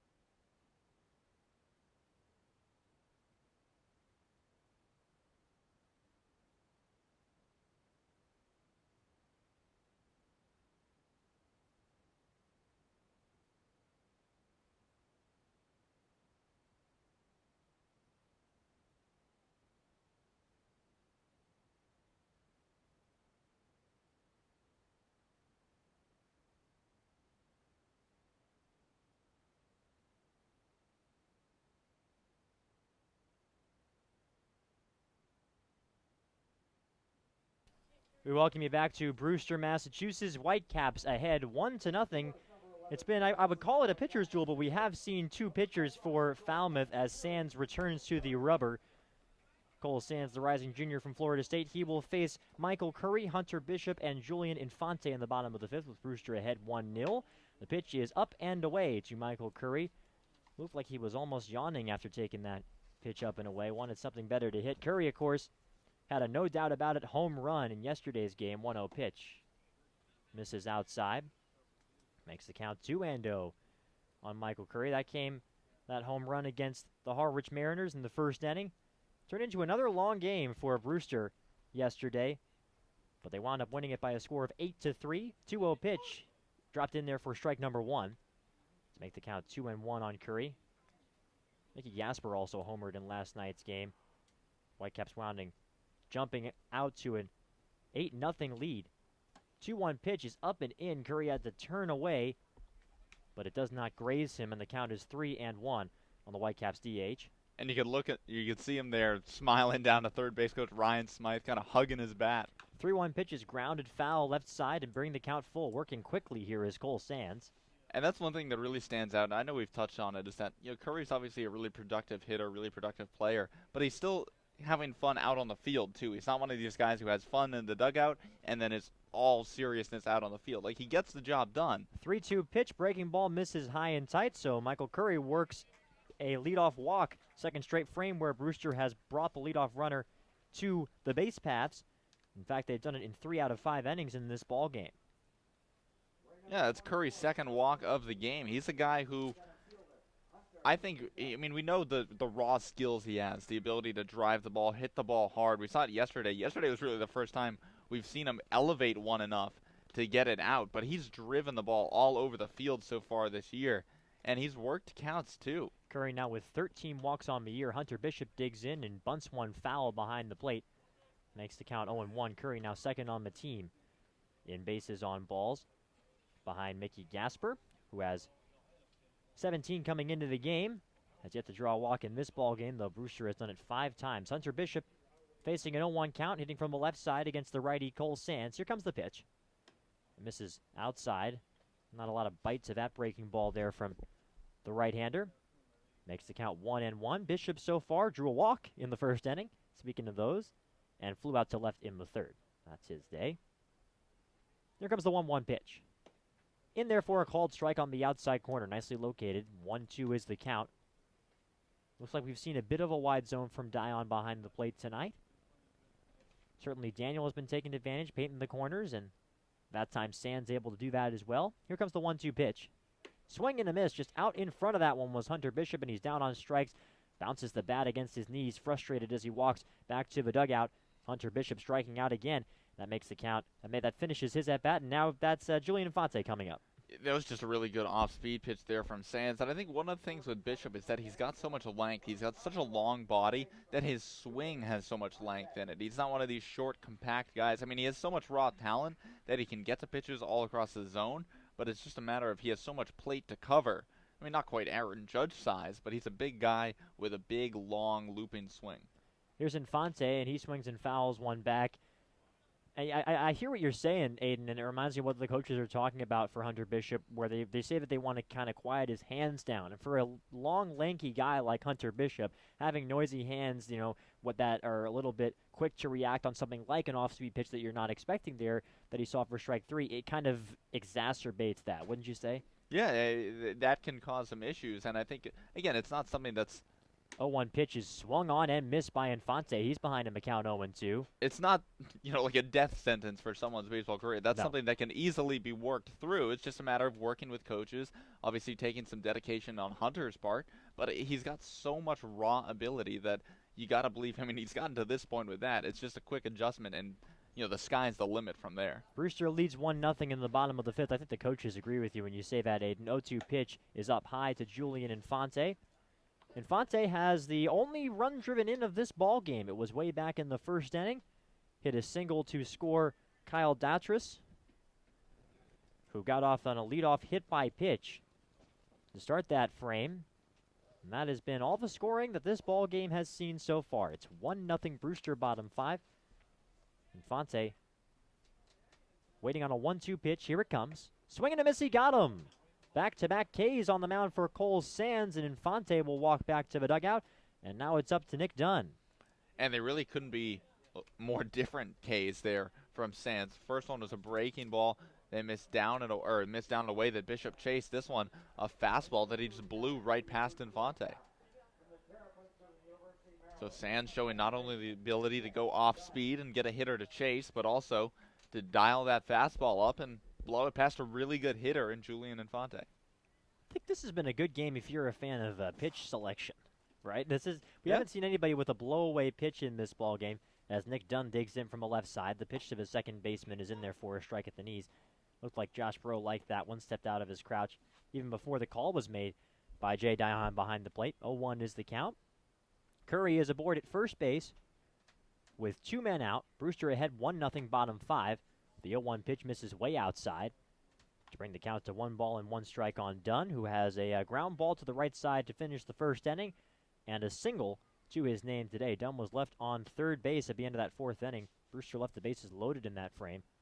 1-1 pitch, breaking ball dropped in there for strike number 2. That was a good frame from Josh Breaux behind the plate. Just yanked that one back into the strike zone. Yeah, you could see Nick Dunn wasn't too happy with that call, kind of questioning that one. Yeah, trying to backdoor him was Cole Sands. Here comes the 1-2 pitch from Sands. It's hit high in the air, a pop fly behind the plate, and that's going to get over everything and probably whack right off the roof of our press box here as the count is 1-2 on Nick Dunn. Sands is a returning player for this Falmouth Commodores squad. They've gotten a few of those back. They had a bunch of returning players that were in Omaha. Sands had a 1.29 ERA in just 6 appearances for the Commodores last summer. 1-2 pitch misses way outside again. to make the count 2-2. Both pitches that Sands has missed in this at-bat have been way off, and a good job by Josh Bro, who's a good defensive catcher, to grab him. Staring in and holding the set now is Cole Sands, runner on first base, 2 men out, 1-0 Brewster. The pitch is grounded softly foul left side. And the count will remain 2 balls and 2 strikes on Nick Dunn. The Whitecaps are looking for their 4th win in a row. That'll be the longest winning streak they've had all season. Their last 3 wins, they've all come against the Harwich Mariners. One in Harwich on the 4th of July, then one here on the 5th, then 2 days off with some weather added in. And then the win yesterday in Harwich. 2-2 pitch. Swing and a miss. It's a ball in the dirt. They'll tag him out, and they didn't need to because there was a runner on first base, and that retires the side. So a leadoff walk from Cole Sands, and then he strikes out the side. Bishop, Infante, and Dunn all going down swinging. And we're through 5 innings of play here in Brewster. 1-0 Whitecaps. You're listening to Brewster Whitecaps Baseball on the Whitecaps Radio Network and watching live on Lower Cape TV.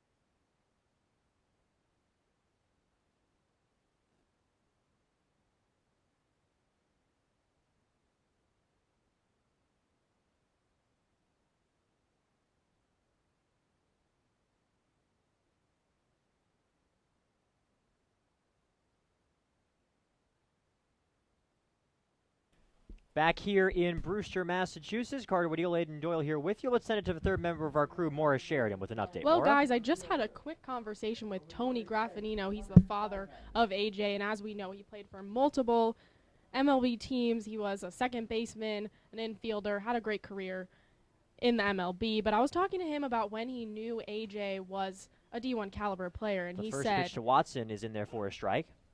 And he said that he knew right away from when he was a little kid. He always thought that AJ was a player, but he also said he wants AJ to make his own decisions. He's totally uninvolved in AJ's baseball career. Back to you guys. Yeah, it didn't push him into baseball, did Tony Graffinino. My mistake. That's Steinmetz digging in now from the left side for the Falmouth Commodores as Daniel returns to the mound for Brewster, and the pitch to the lefty misses low. So that makes the count 2 balls and 1 strike on Hunter Steinmetz, who has a ground ball so far to his name in this ball game. 7 Ks already in this game for Davis Daniel. The 2-1 from the righty misses down and away.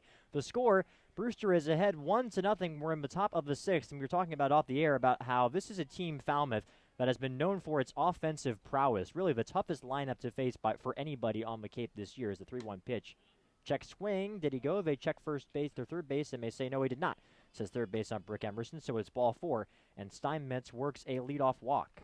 Yeah, and that's not what you want to see if you're Coach Shevchik or pitching coach Austin Straub. Steinmetz, the number 9 hitter on this Falmouth Commodores team, coming into this game batting just to around 280 this year for the Commodores. But then once you get to the top of this lineup for Falmouth, you got Clayton Daniels and Alec Bohms of the world, even Deacon Lippett, who's coming off, like we talked about, a College World Series and a second-year Commodore.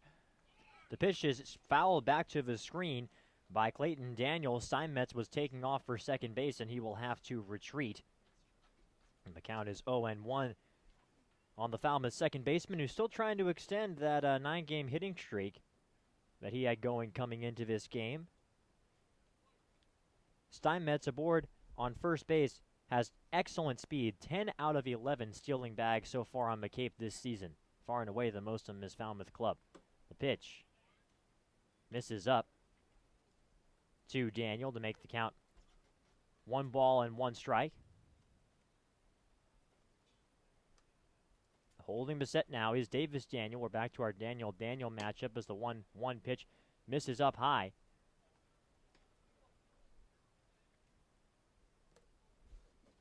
2-1 now the count on Clayton.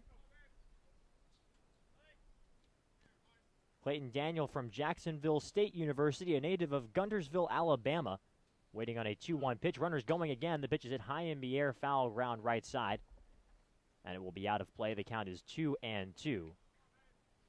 Daniel right now at 78 pitches.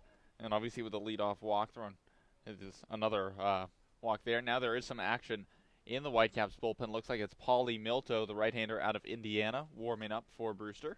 He's really earned a place as the workhorse of Jamie Shevchuk's pen. There comes a 2-2 pitch. It's hit high in the air, right field. Moving to his left and toward the corner is Chandler Taylor on the run, and he makes the catch heading into foul ground. Nice play by Taylor. Tagging it, heading for second is Steinmetz. He'll get there, but Chandler Taylor, despite not getting the best jump, is able to track down that baseball for out number one. He had to go a long way for that one, but a good job running it down.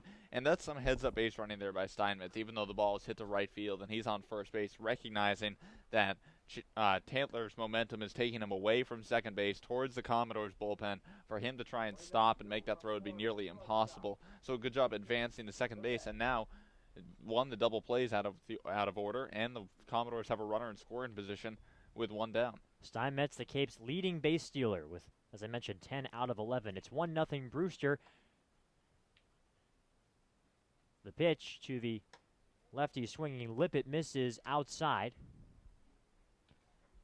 Makes the count 1-0. We are in the top of the sixth inning here at Stony Brook Field. Whitecaps got their run in the first inning on an Infante RBI single, and that's been it for the scoring. Here comes the 1-0 pitch. Hit high in the air, a pop fly toward the left side of the infield. Moving back is the shortstop Graffinino. He will call everybody off and make the catch. A couple of steps into the outfield grass on the left side, and that's out number two. Well, you always look for the shortstop to take charge on that one. You had Hill, Datris, and Graffinino all converging on it. And like I said, shortstop Graffinino, he's kind of the general of the infield. He and the center fielder Bishop kind of in control and does a good job taking charge, calling off Datris and Hill, and making the play. And now here comes Alec Boehm, the most dangerous hitter in the lineup today for Falmouth. You could say maybe Marty Bikina has the share of that title, but he's not in the lineup today, taking the day off. And Jamie Shevchuk, you're talking about the action in the bullpen, is now walking up to the pitcher's mound here. No signal yet as he goes out to talk to his hurler, Davis Daniel. And Shevchuk is out there. It looks like this might just be a visit for him. The infield is staying where they are. Just Gasper, the catcher, and Daniel on the mound as Boehm prepares to dig in. Davis Daniel has looked terrific today. I think that it was had a lot of question marks heading into this start after he struggled his first two outings on the Cape this season, and has been terrific, silencing an excellent Falmouth Commodore lineup. And so Jamie Shevchuk's just going to give him a couple of words of advice and return to the Brewster dugout. And so Boehm will dig back in. Runner on second base and 2 men out. Brewster is ahead 1-0. Here in the top of the sixth inning, that runner is Steinmetz. So any base hit will most likely bring him home. The pitch misses inside. And the count 1-0 on Boehm. Steinmetz taking an aggressive lead off of second base. Big hitter in this ball game. Haven't seen a ton of offense today. Just 1-0 Brewster. Daniel staring in. Here comes the pitch. It's at high in the air. A pop fly foul ground first base side. Giving chase is Infante, but he'll run out of room. As that one bounces over beyond the Brewster dugout and becomes the prized possession of a young fan. Makes the count even now. 1-1 strike on Boehm. And you talk about the season that Boehm's had so far this year. It's why really just couldn't be a big enough spot here for Davis Daniel. Huge spot, biggest one of the game. Tying run and scoring position going up against Falmouth's best hitter.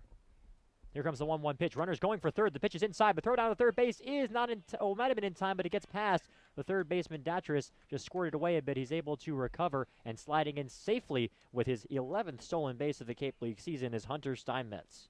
Yeah, Steinmetz in there safely. The throw from Gasper was right on line, right towards where Datris' glove would have been, but Steinmetz sliding in is in between Datris and Gasper, so the throw coming in just hits Steinmetz before it can get to Datris' glove. I tell you what, as the pitch is hit hard through the middle, running to his right and making the play is Dunn. He throws across the first base in time for the out. A terrific play from Nick Dunn, a run-saving play for Brewster. As Dunn moved to his right, wound up fielding the baseball right behind the second base bag and made an accurate throw to Infante at first. Bohm is retired 4-3, and despite knocking at the door, no runs for the Commodores in this top of the sixth inning. They don't get a hit and may leave a runner on. We're through 5.5 in Brewster. It's 1-0 Whitecaps. You're listening to Brewster Whitecaps Baseball on the Whitecaps Radio Network and listening live on Lower Cape TV, Channel 99.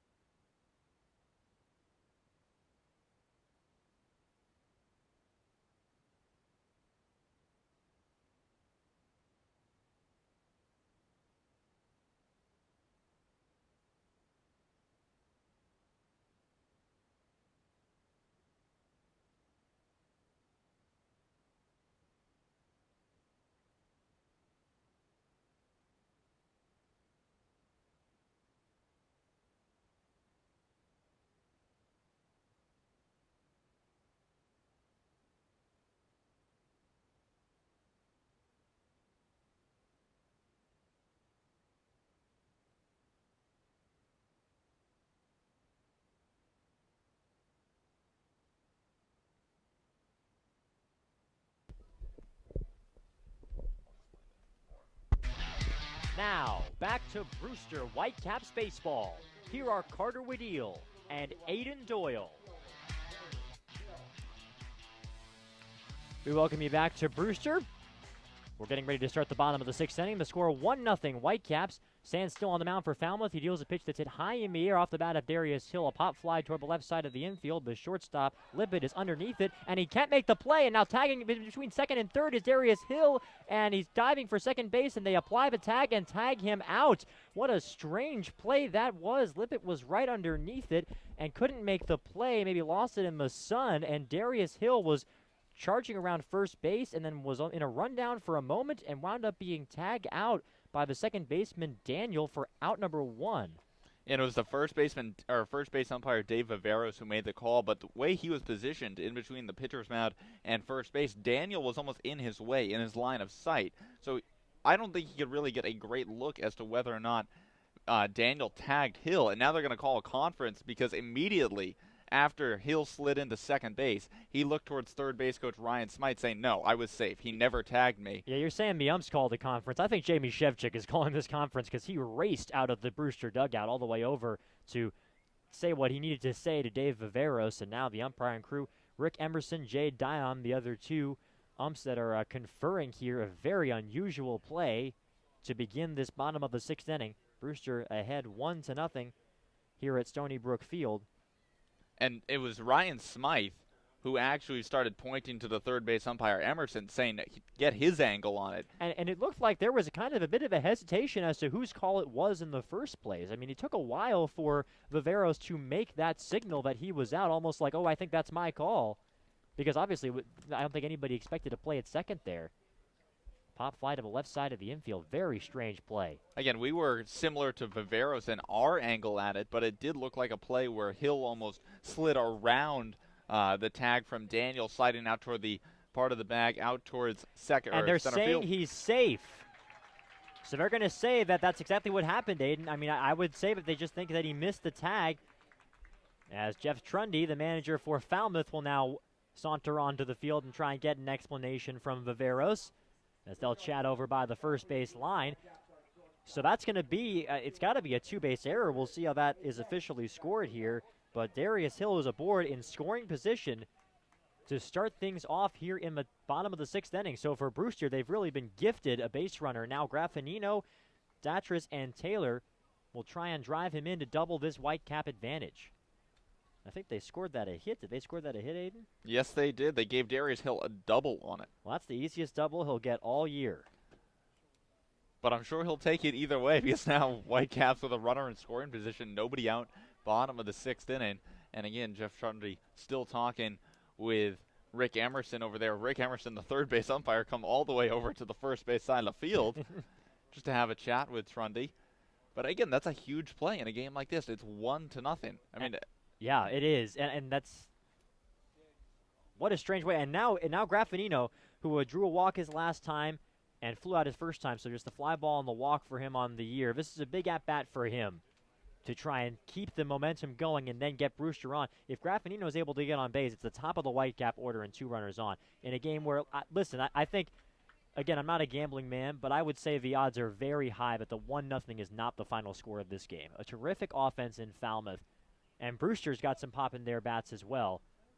The Whitecaps need to get insurance runs here in the bottom of the 6th. We're ready to go again.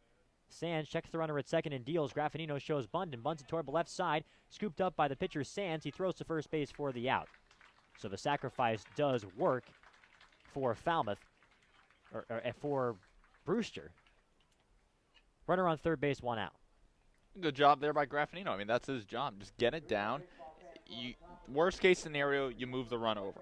Best case scenario with a guy with Graffinino's speed, he's over to first base with an infield single. And one thing I just want to point out there, I know those of you listening audio only couldn't see it, but Zach Hagen, first one out of the Whitecaps dugout, giving A.J. Graffinino a high five. We talked so much about his leadership, his presence on this team. You saw it there. The righty Kyle Datris takes a pitch in there for a called strike on the outside corner. So a big spot here for Datris. You're talking about Graffinino doing his job to move the runner over. Now it's Datris' job to try and score him in whatever way he can. Falmouth has brought the infield in here with the count 0-1 on Datris. Here comes the pitch to the righty.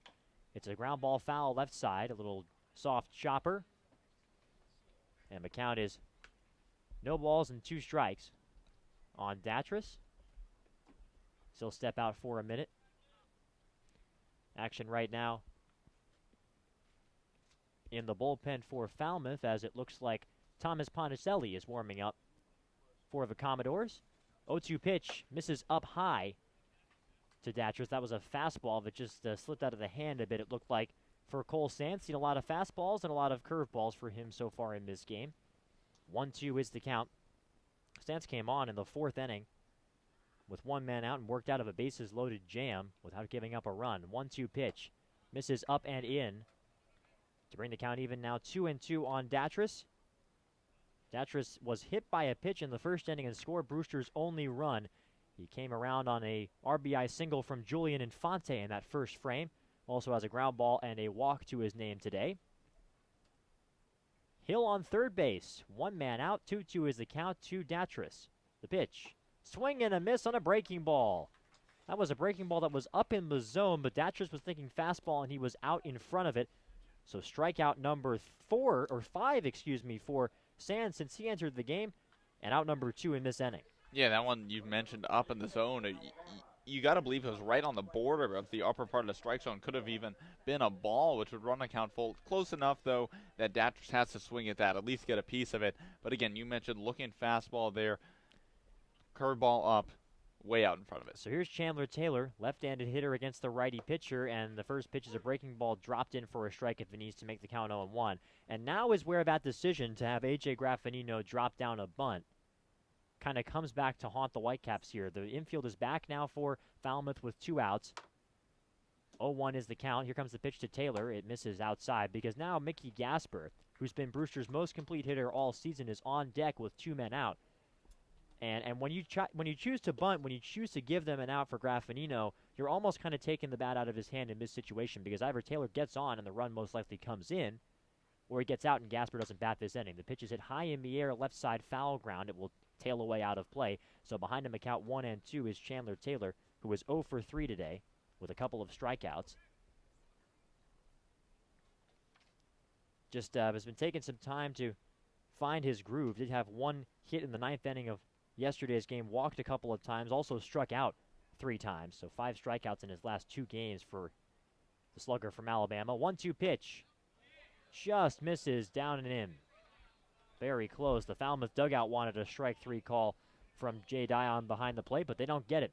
Yeah, that was a really good spot there from Sands, and a good job by Bro to try and frame that one. Just miss off the inner part of the plate. 1-0 Brewster, bottom 6. 2-2 is the count. Runner on third with 2 men out. Here comes the pitch. It misses outside, and the count is full on Chandler Taylor.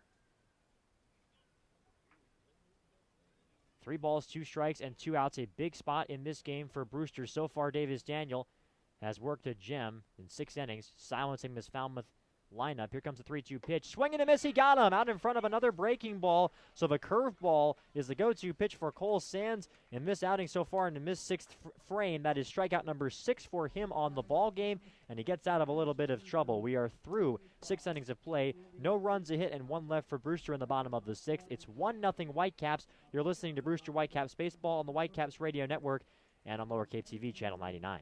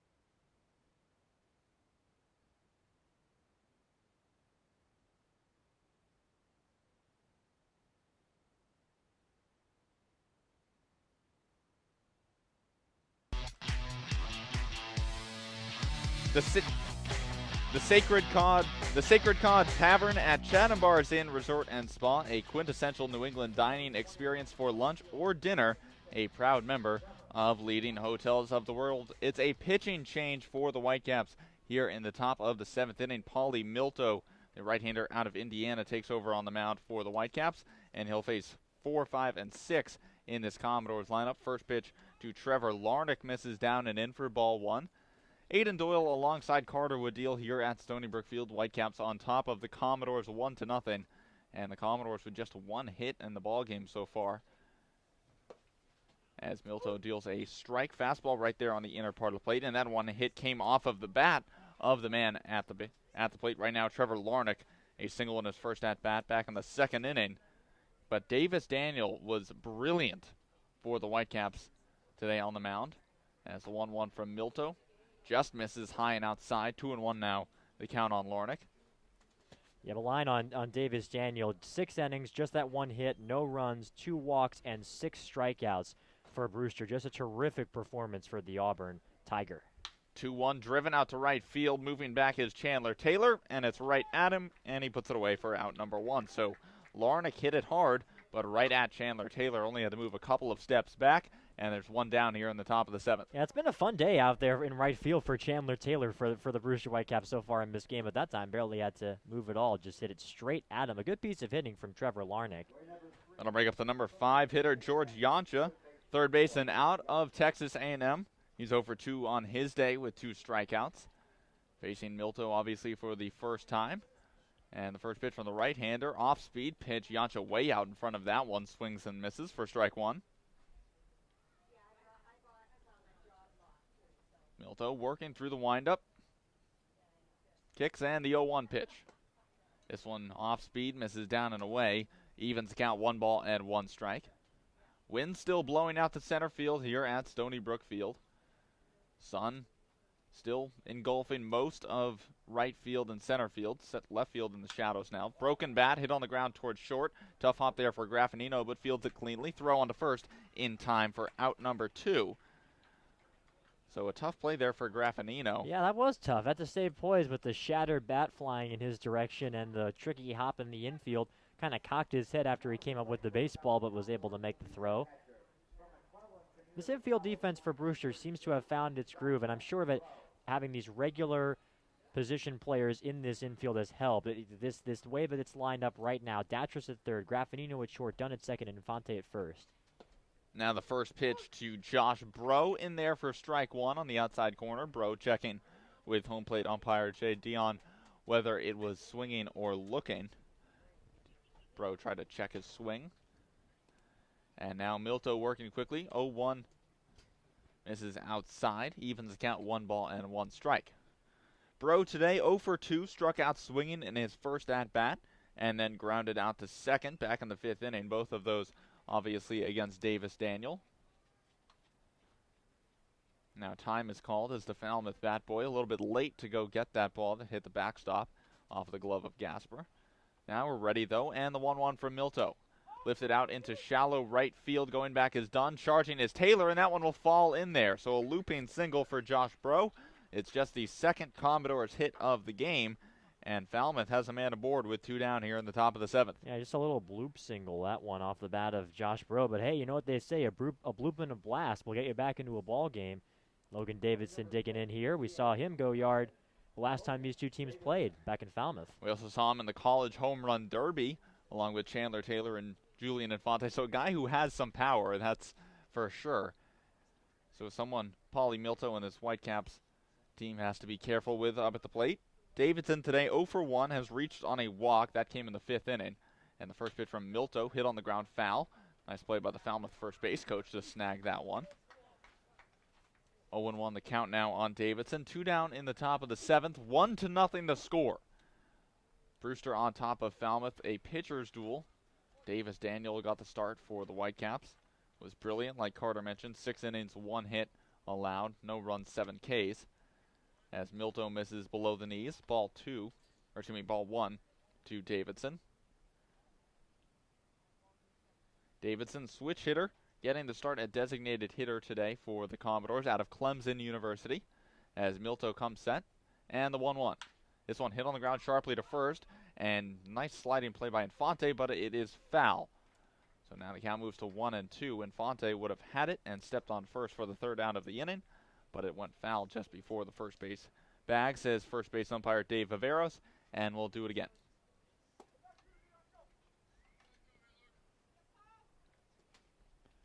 One and 2 count on Logan Davidson. Josh Bro leading off of first base. Josh Watson waiting on deck for the Commodores. 2 outs here in the top of the 7th as Milto comes set, and the 1-2. Cut on and miss. Davidson chased the off-speed pitch down in the zone for strike 3. So the Commodores pick up their second hit of the ball game, but they strand Josh Bro at first. No runs on 1 hit, no errors, 1 left on. Time to stretch here at Stony Brook Field in Brewster. Whitecaps on top of the Commodores 1-0. Keep it right here. You're listening to Brewster Whitecaps Baseball on the Brewster Whitecaps Radio Network and watching on Channel 99 Lower Cape TV.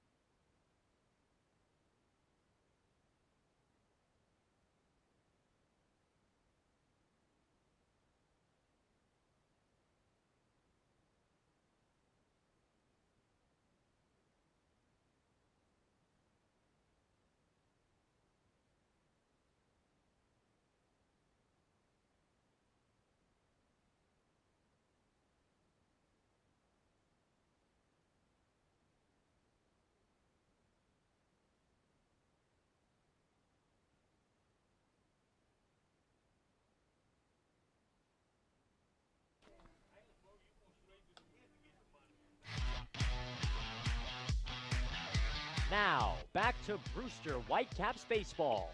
Here are Carter Wedeel and Aiden Doyle.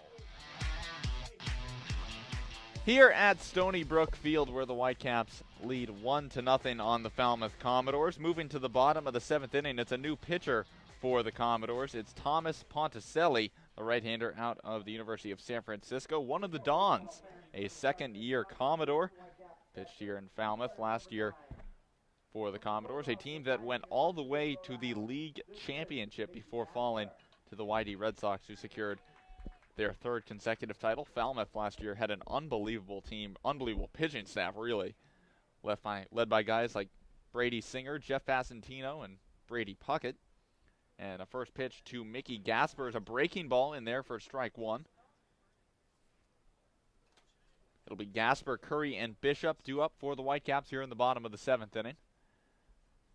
And the 0-1 pitch. Fastball in there for strike 2, right at the knees to Gasper. Now 0-2 on the switch hitting catcher.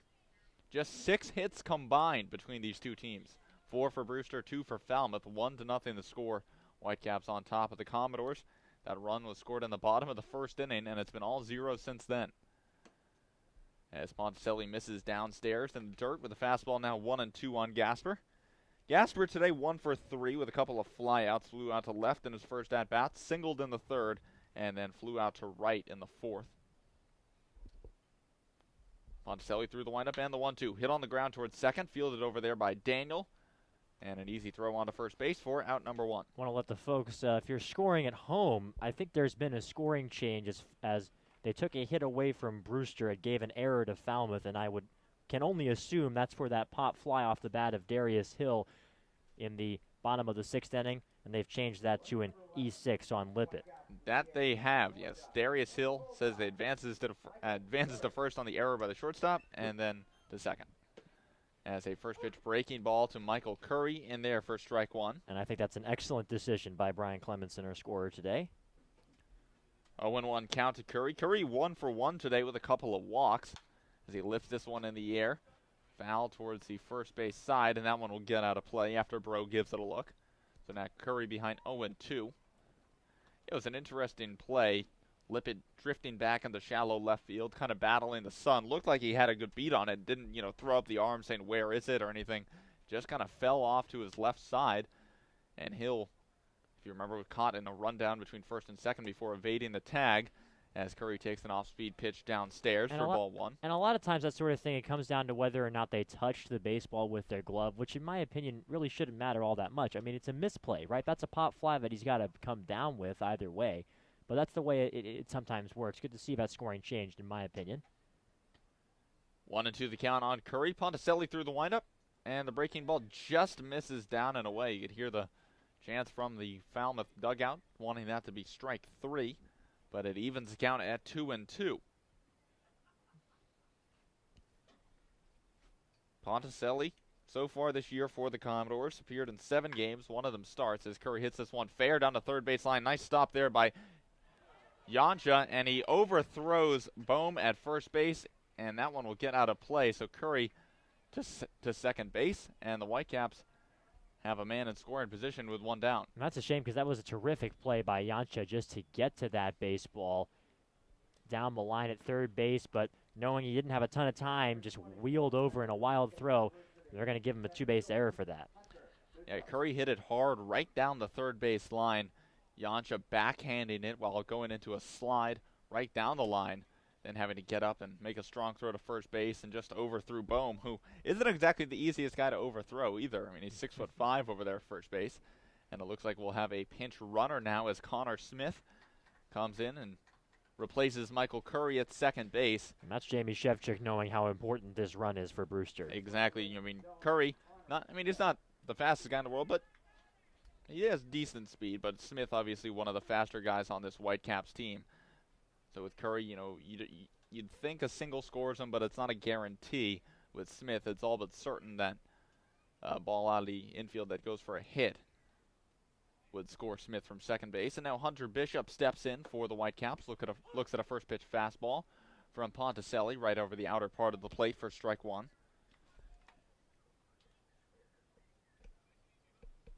Bishop today 0 for 2, reached on a walk in his first plate appearance. Flew out to the left in the third inning before striking out swinging in his last at-bat. Smith leading off of second, and the 0-1. A breaking ball that misses downstairs. Evens count, 1 ball and 1 strike to the Brewster center fielder. 1-0 the score. Whitecaps on top of the Commodores here with 1 down in the bottom of the 7th inning. Thomas Ponticelli doing the pitching for the Commodores. Took over at the start of this inning for Falmouth. And the 1-1. Cut on and miss. Just blew that fastball right past Bishop on the outside part of the plate, and now it's 1-2. That's a gutsy call to try and blow that one by him from Ponticelli. That was a hittable pitch if Bishop saw it coming, but he didn't. And now Ponticelli will step off the mound and call time as he ties his shoe. Not something you see every day, especially at this level. I mean, obviously you see it in Little League and stuff. We got to make sure it's nice and tight. I mean, hey, that's the innocence of the Cape League there. You know, going back to baseball's roots, players still tying their shoes. Stuff you don't necessarily always see that at Fenway or Yankee Stadium or Wrigley, PNC. And the 1-2 to Hunter Bishop. Fastball right over the inner corner. Bishop down looking. Ponticelli paints the inside part of the plate for out number 2. Yeah, that just in there at 90 miles per hour was that fastball. So not a blow-away velocity that you're going to find, but great control after a pitch that fooled Bishop early on. So a terrific at-bat on the mound for Ponticelli. And now Julian Infante, the number 6 hitter in this Whitecaps lineup, steps into the box. He's 1 for 3 on his day, but that one hit, most important hit of the game so far, an RBI single to third that scored Kyle Datras way back in the bottom of the first inning. The only run of the ball game so far. And the first pitch to Infante, this one lifted in the air in the infield. It's the third baseman, Yancha, moving over and calling off the shortstop Lippett and putting it away for out number 3.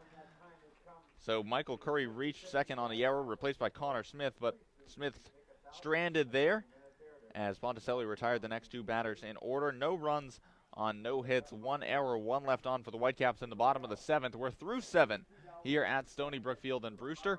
It's still 1-0. Brewster on top of Falmouth. Keep it right here. You're listening to Brewster Whitecaps Baseball on the Brewster Whitecaps Radio Network and Lower Cape TV, Channel 99.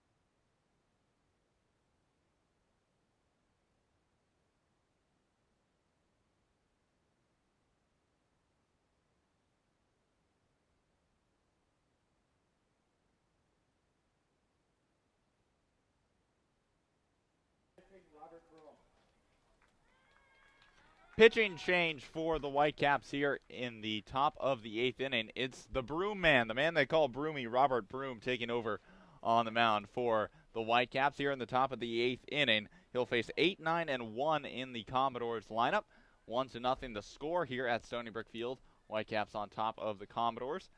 And Broom's first pitch fouled off by Josh Watson into the backstop. 0-1 now the count on the switch hitting left fielder.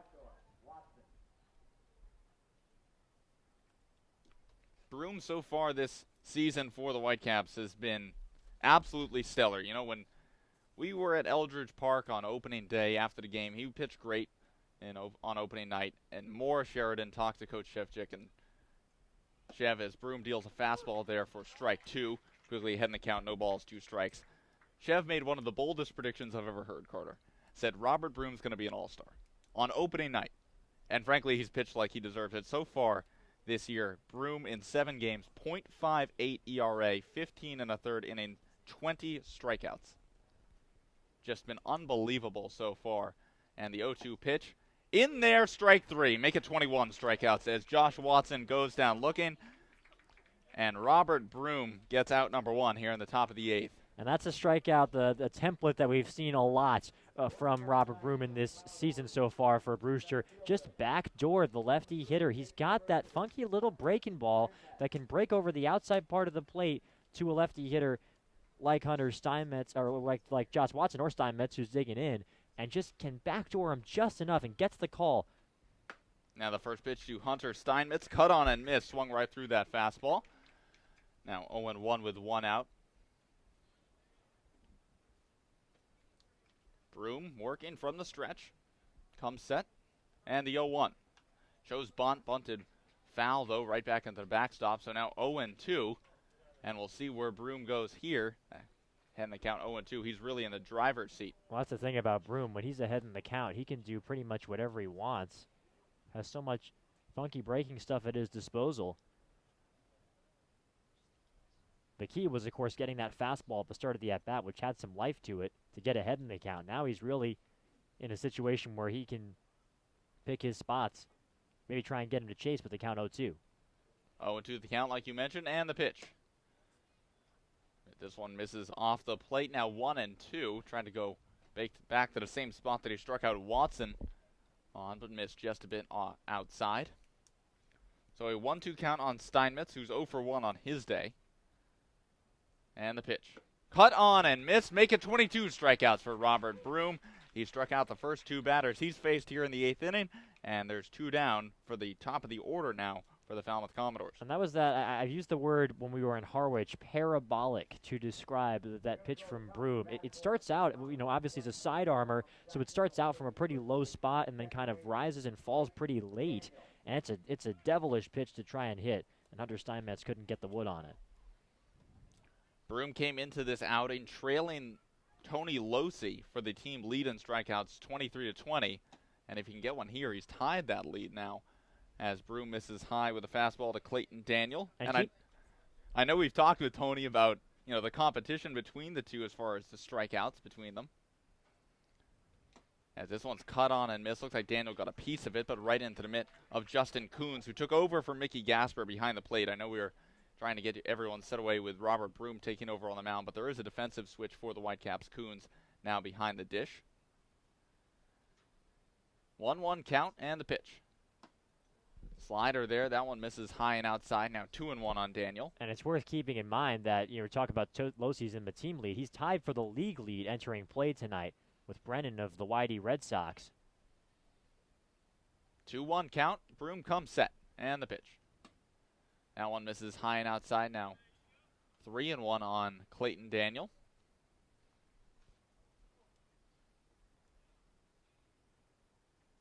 Broom, not a guy who's going to walk many batters, just 2 on the season in his 15 1/3. Well, now 15, or actually now 16 innings total.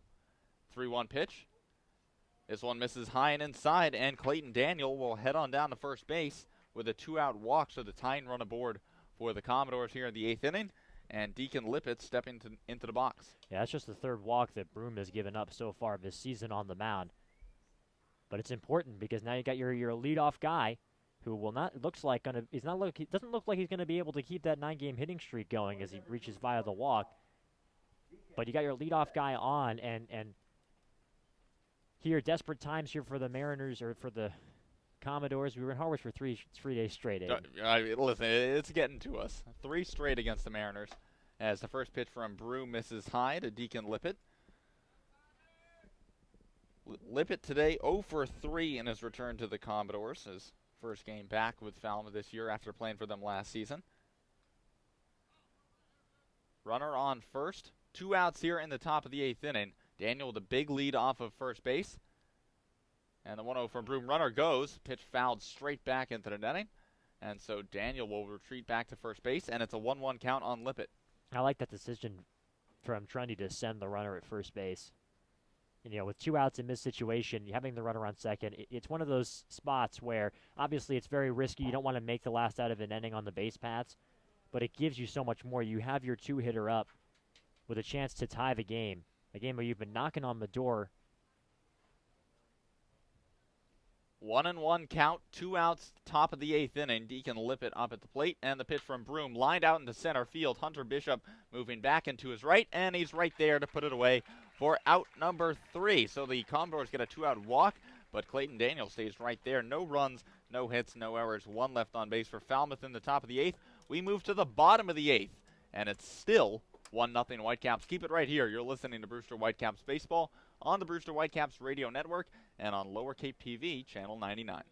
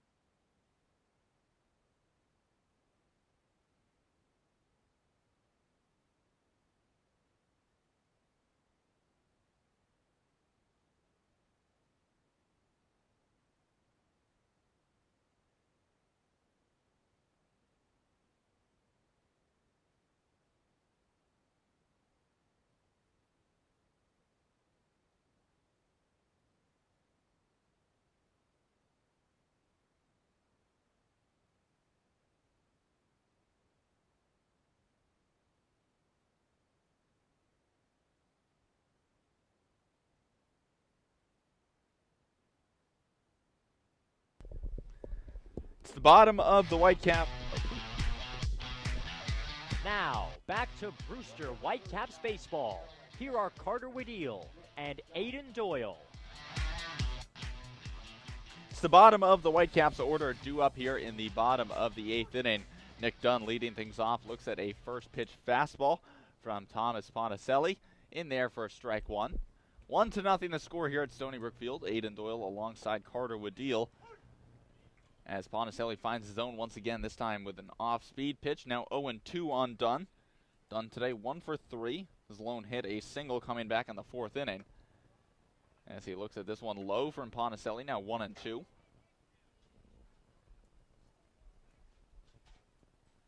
Righty-lefty matchup here as Ponticelli working from the windup. Through the motion and the 1-2. This one chopped foul down the first baseline, right towards the Commodores' dugout. And so Dunn staying alive. Count remains 1-2.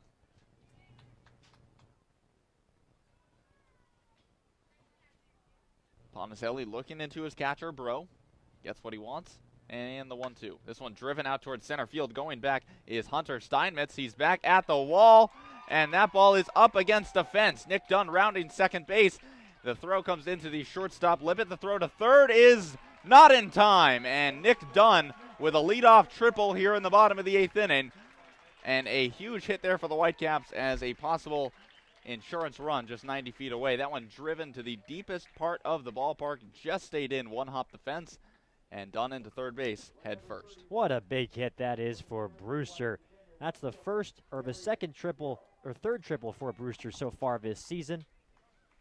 And none bigger, I don't think, for the Whitecaps so far in this year. And now it's up to Hill and Graffinino, the last 2 hitters in this lineup, to try and drive this run in.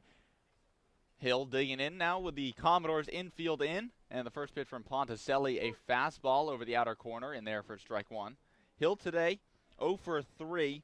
Struck out looking in his first at-bat, then flew out to center. And then the play that everyone's going to remember, the E6 that was originally ruled a double, as Hill looks at a fastball in there for strike 2. Actually, it's really originally ruled an out. or a single and then an out, and then it was changed to a double, This and was- then it was changed to an error, and it's still an error. So that's the way it is. As the 0-2 to Hill, fouled straight back and out of play. 1-0 the score here. Whitecaps on top of the Commodores. Nobody out in the bottom of the 8th inning. Nick Dunn leading off of third base after a leadoff triple. Thomas Ponticelli on the mound for the Commodores, and his 0-2 pitch to Darius Hill.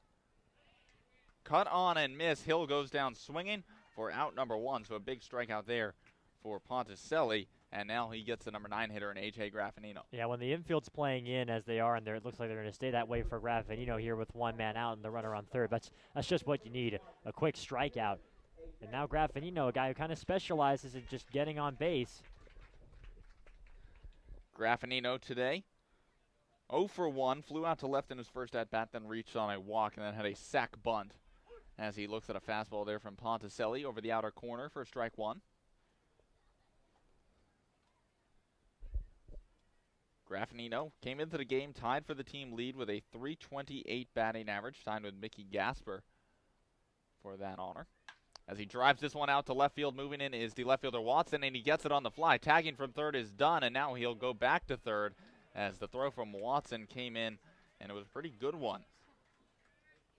So Dunn holds at third, and now there's 2 down here in the bottom of the 8th. Yeah, Graffinino just hit the baseball too hard there. Not a ton that you can do about that. Just laced it out to left field. Watson made a nice play and a nice throw to catch Dunn, who was kind of testing it a bit over down the third base line.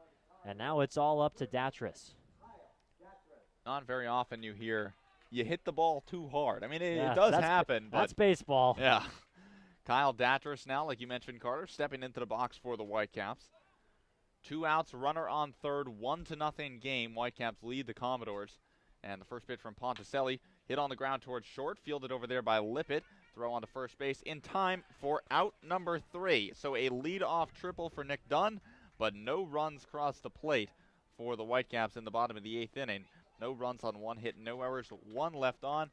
We head to the top of the 9th inning. The Whitecaps only need 3 more outs, and they're keeping Broomy out there on the mound to get them. Keep it right here. You're listening to Brewster Whitecaps Baseball on the Brewster Whitecaps Radio Network and Lower Cape TV, Channel 99.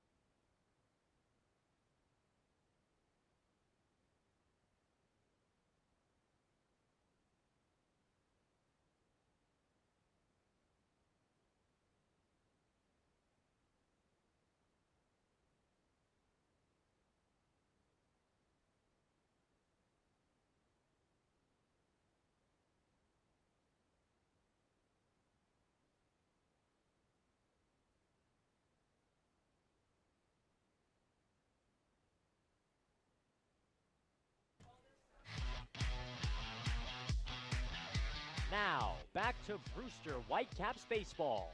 Here are Carter Wedeel and Aiden Doyle.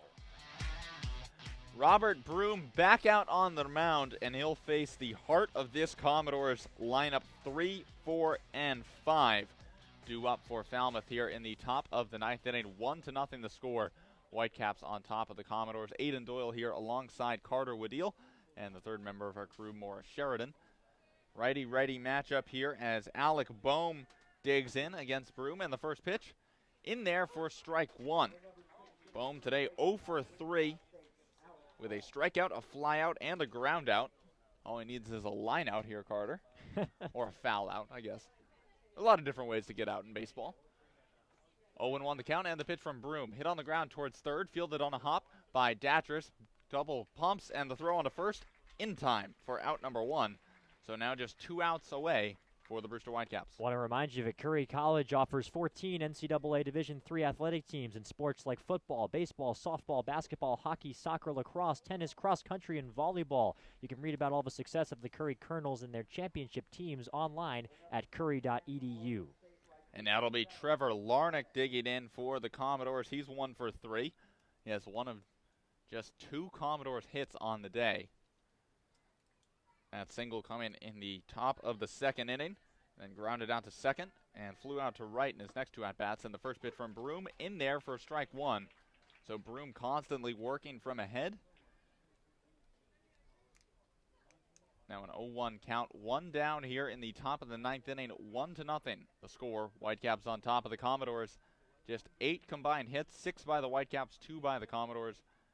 And the pitch from Broom, slider driven out towards center field. Going back is Hunter Bishop. He's at the wall, and that ball is off the wall.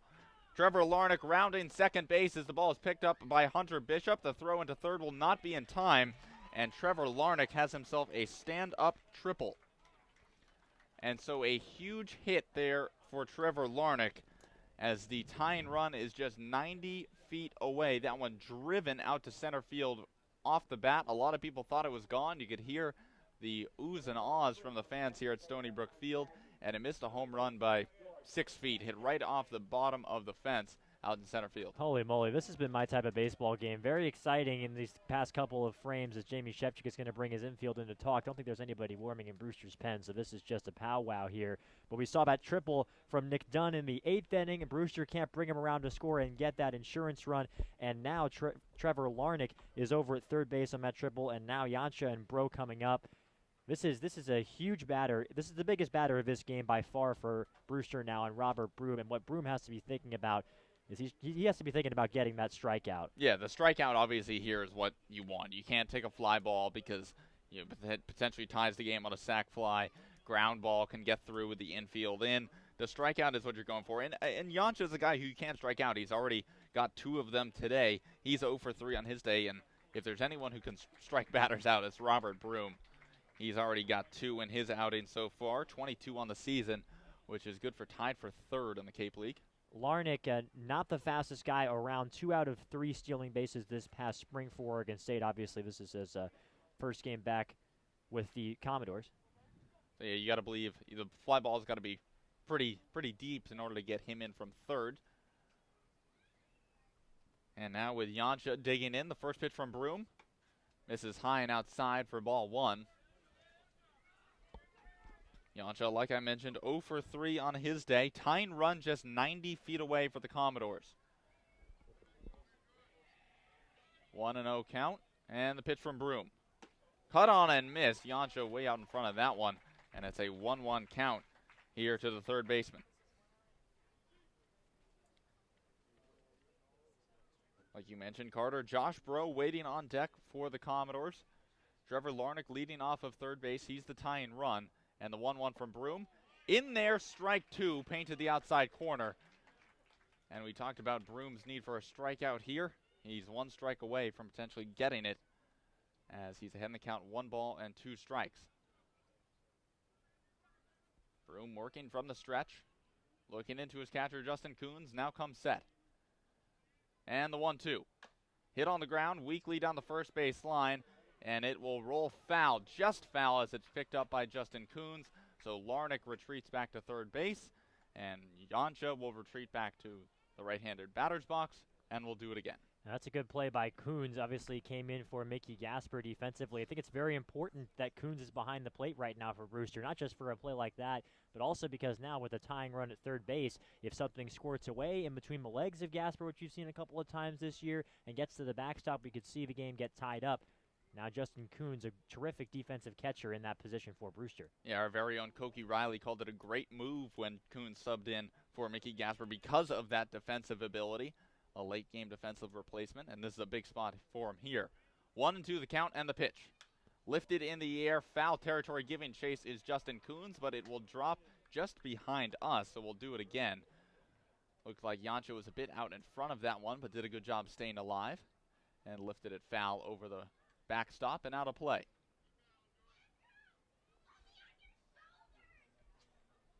One and two the count. One down, top of the ninth inning. It's a 1-0 game. Tying run on third base for the Commodores. It's Trevor Larnach after he tripled to dead center field over the head of Hunter Bishop. And now Robert Broom comes set. And the 1-2. Just got a piece of it, did Yancha, and will do it again. That one, the slider on the outside part of the plate. Yancha just fouled it off the end of his bat. And so the count stays 1-2.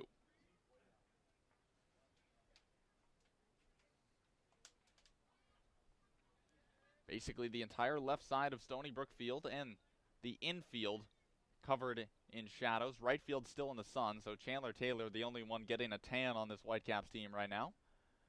And the 1-2 pitch.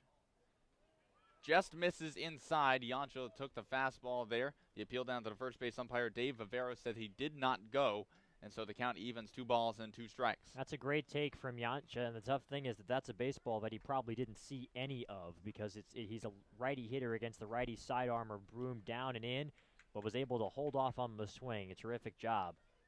2-2 the count. 1 down in the top of the ninth inning. Tying run at third for the Commodores. Broom set and the 2-2. Swung on and missed. He got him. A huge strikeout there for Robert Broom as George Yancha goes down swinging. And the Whitecaps are just 1 out away from their 4th consecutive victory. Boy, Robert Broom has been the big man in the clutch for Brewster on the mound this season. What a performance all year. And he, in a spot where he needed a strikeout, George Yancha knew that he needed a strikeout. He's able to come in and get it. And now it's up to Josh Bro for the Commodores. He's 1 for 3 on his day. Struck out swinging his first at-bat, then grounded out to second before singling. And he looks at a first pitch strike from Robert Broom right on the inside corner. Bro looked back at a home plate umpire, Che Dion, almost as if to say, okay, do you have a better idea of how to hit that? Because that was nasty from Robert Broom. 0-1 the count, 2 outs. And the pitch. Fastball misses high, evens count 1 ball and 1 strike. Trevor Larnach leading off of third base for the Commodores. 1-0 the score. Here in the top of the ninth inning. 2 outs. Whitecaps just 1 out away from securing the victory. Robert Broom on the mound. Josh Bro at the plate. Broom set. And the 1-1. Fastball just misses off the plate, and the count moves to 2-1. Bro, the catcher out of McLennan Community College. Like I mentioned, 1 for 3 on his day. Broom looking into his catcher, Coons. Gets what he wants and comes set. Here's the 1-1. Hit on the ground towards third. Backhanded stop there by Datris. Long throw onto first base in time. Nice play there by Kyle Datris for the 3rd out of the inning. And Robert Broom gets the job done in the 8th and 9th innings. The Whitecaps take this one 1-0 over the Falmouth Commodores. They've won 4 straight. Well, Carter, they like to make it as scary as possible for Whitecaps fans, but a nice play from Kyle Datris, and what will go under the radar is the huge strikeout of George Yancha by Robert Broom. What a job by Broom to shut the door. Listen, if you would have told me that Brewster's first shutout of the year for their pitching staff would come against this Falmouth lineup, I would have said you were crazy. But Davis Daniel, Paulie Milto, and Robert Broom combined for the best pitching performance that we've seen from the Whitecaps as a team all year. A terrific job for this pitching staff. Broom gets a well-deserved save. Daniel gets a well-deserved win, and Infante's RBI single in the first inning holds up. And think about it, infield single too. It wasn't like a hard hit ball out into the gap or anything like that. Infield single, I bet you at the time they thought, okay, good start, let's get some more. But that was the deciding factor in this game. And you mentioned the first shutout. It seems as though they've had opportunities to have that shutout. Last night even, Joe Demers gave up a run in the, I believe, the 7th inning, or excuse me, the 8th inning last night for the against the Harwich Mariners, and it always seemed like, okay, the starting pitching does its job, or even the bullpen goes deep into a ball game. They're still shutting out their opponent, but they'll get a run. The opponent will get a run later on. And the offense has been so good that it hasn't really mattered. Here, though, today, 1-0 game. You can't afford those essentially garbage time runs by your opponent. Paulie Milto, Robert Broom out of the pen, shutting the door on this Falmouth Commodores offense, and obviously Davis Daniel, stellar on the mound. Daniel, his final line, 6 innings, just 1 hit allowed, no runs, 2 walks, 7 strikeouts. Milto, 1 inning, 1 hit, no runs, no walks, 1 strikeout. And Robert Broom sweeps away the Commodores with 2 innings, 1 hit of shutout ball, 1 walk, and 3 strikeouts. So he's tied the Cape League lead in strikeouts.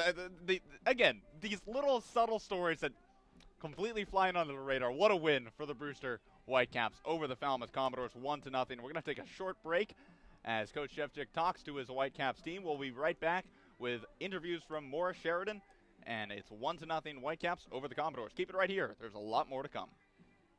Don't go anywhere. The Whitecaps postgame show is coming up right after this. That was huge for us. It's huge for the momentum going into tomorrow. Only on the Brewster Whitecaps Radio Network.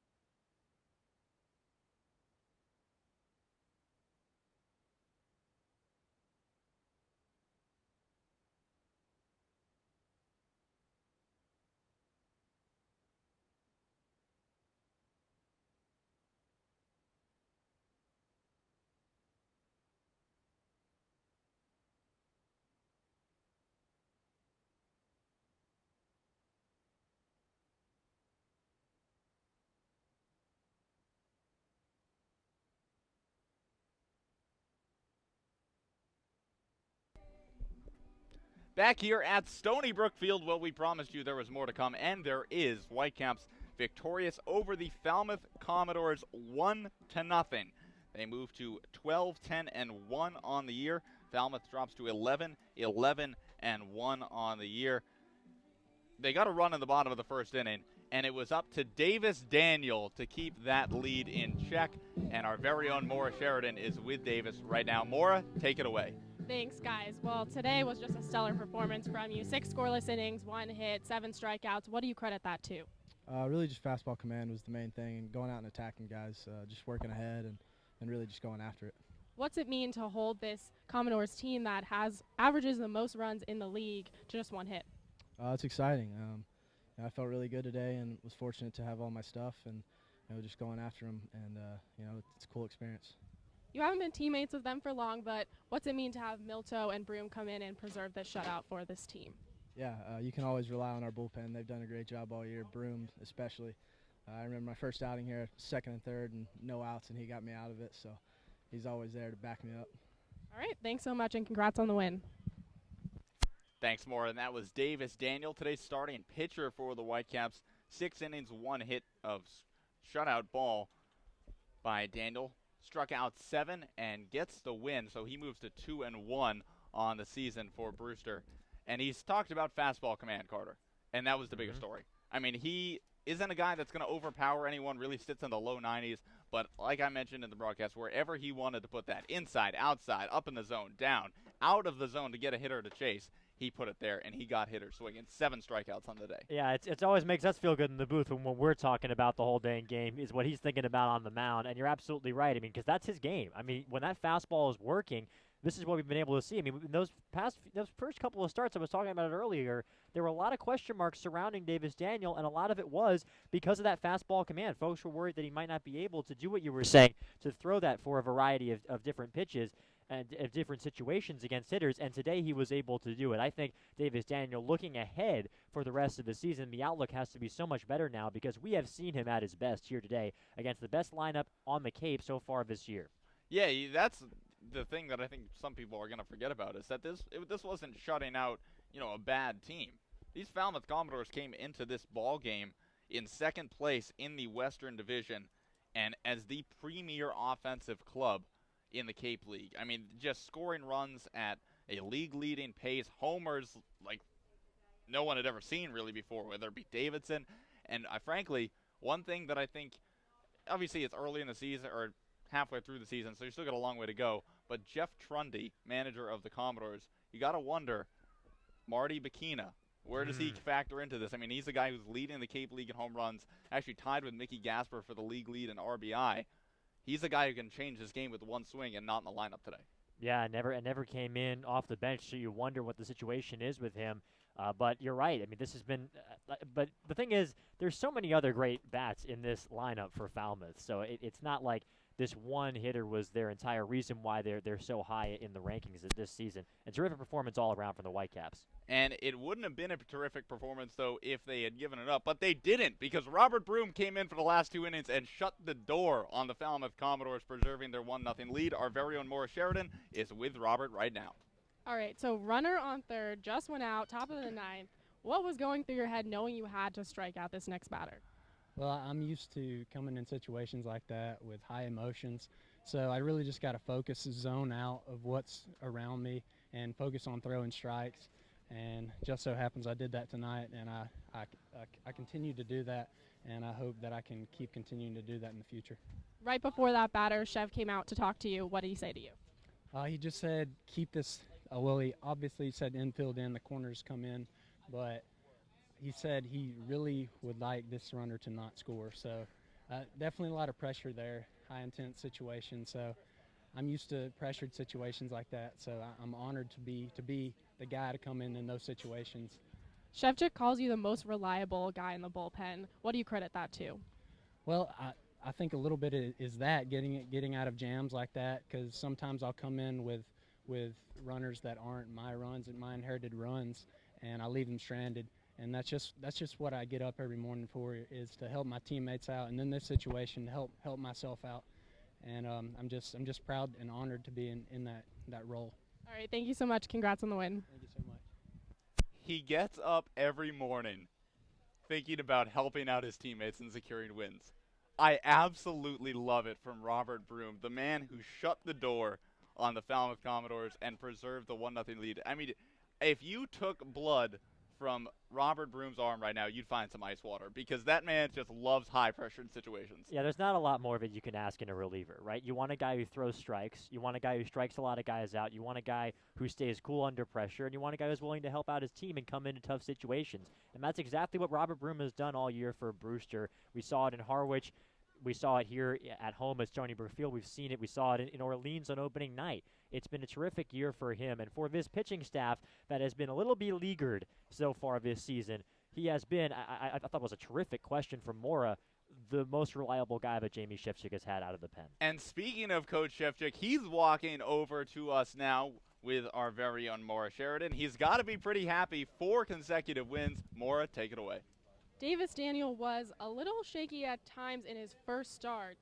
Today, totally changed that brilliant 6 scoreless innings, 1 hit, 7 strikeouts. We've heard it before, but what do you credit that change to? He changed the way that he pitched. You know, we had a long conversation with him yesterday about, you know, living with his fastball and, you know, commanding his fastball. His first couple of starts, if you've noticed, he threw a lot of breaking balls, a lot of curveballs up in his zone. He got hurt when his off-speed stuff was up. So today he was just primarily fastball for probably 95% of the game, and he really concentrated on locating down in the zone, and that's what he needed to do. It seems like this team is really bonding as is going on behind you. There's some dancing and stuff.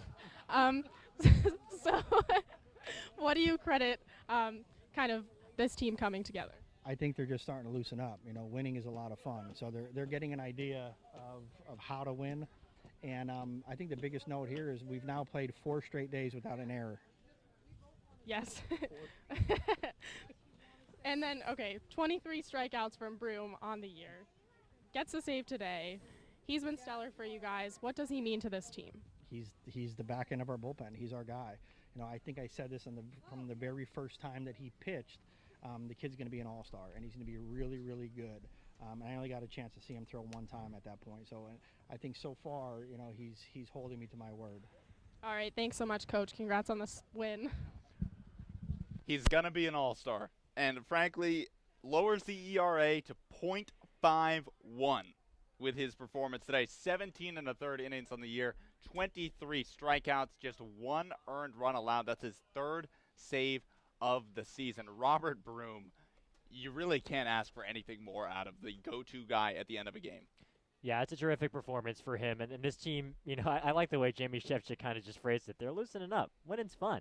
And for Brewster, you kind of felt like this was coming, the way that Jamie Shevchik coaches, this is loose style, and the way that this team, they look pretty balanced coming into the season. Obviously, their plan to be one of the biggest power teams on the Cape didn't really work out with some of the folks that, with the way that the roster wound up shaking out. But right now, it looks like Brewster is kind of finding an identity. They're a team that's going to go out there and have a good bullpen with a good back end. I mean, Sam Bordner is still there. I mean, Bordner, when he came in, he looked like he was going to be the big guy in the bullpen, if you will, for Jamie Shevchik. And now it seems like Robert Broom is going to take over that role.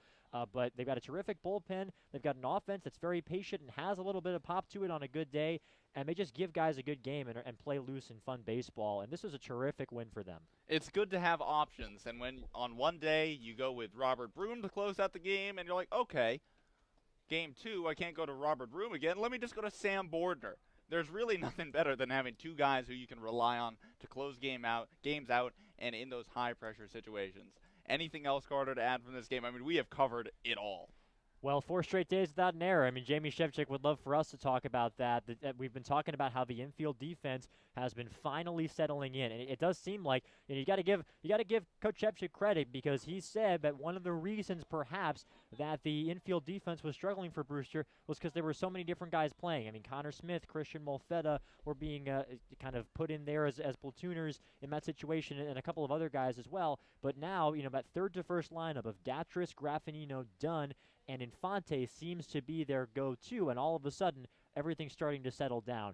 Chandler Taylor's back out where he's comfortable in right field, and the infield can kind of reset, and a terrific play at the very end of the game from Kyle Datris on the ground ball to third. That's the sort of play that maybe that throw goes awry a few days ago. Maybe it's not handled at first base as well as it could have been by Infante, and it was a terrific end of the game for Brewster, a fitting way to close out the game, especially in Jamie Shevchik's mind, I'm sure. The little things that don't go into the box score there, like you mentioned, that last play, solidifying that infield defense. I almost feel like in that Whitecaps dugout they should have, the classic stereotypical, workplace days without an error, like countdown. They keep erasing with each day and writing in a new one. That count would be at 4 right now. Well, that'll just about wrap it up for Carter and I here at Stony Brook Field. Once again, Brewster winning their 4th consecutive game 1-0 over the Falmouth Commodores. Brewster got 1 run on 6 hits, no errors, 12 left on base. Falmouth, no runs, 3 hits, 2 errors, 6 left on base. A beautiful win for the Brewster Whitecaps. And they once again move to 12-10-1 on the year. A big win against a tough Falmouth Commodores team. Davis Daniel, brilliant, getting the win, moves to 2-1 on the season. Robert Broom, like we mentioned, picking up his 3rd save of the year. The next game for the Whitecaps tomorrow at Red Wilson Field in Yarmouth. That game starting at 5 o'clock against a division opponent, so a tough matchup there for the Whitecaps. And just the string you need, because it's 4 straight road games after this for Brewster, with that makeup game in Wareham coming on Tuesday. That's very true. That makeup game, once again, like you mentioned, was supposed to be played on Friday, right? Friday night? Friday, yeah. It's summer. I lose track of my days here. It was supposed to be played on Friday. Will be made up Tuesday at Spillane Field. Once again, back in action tomorrow at 5 o'clock at Red Wilson Field. For Carter Waddiel, Morris Sheridan, Koki Riley, I'm Aidan Doyle. Thank you all for tuning in. Once again, Whitecaps 1-0 over the Falmouth Commodores. Thank you for listening, and have a wonderful and safe Sunday night.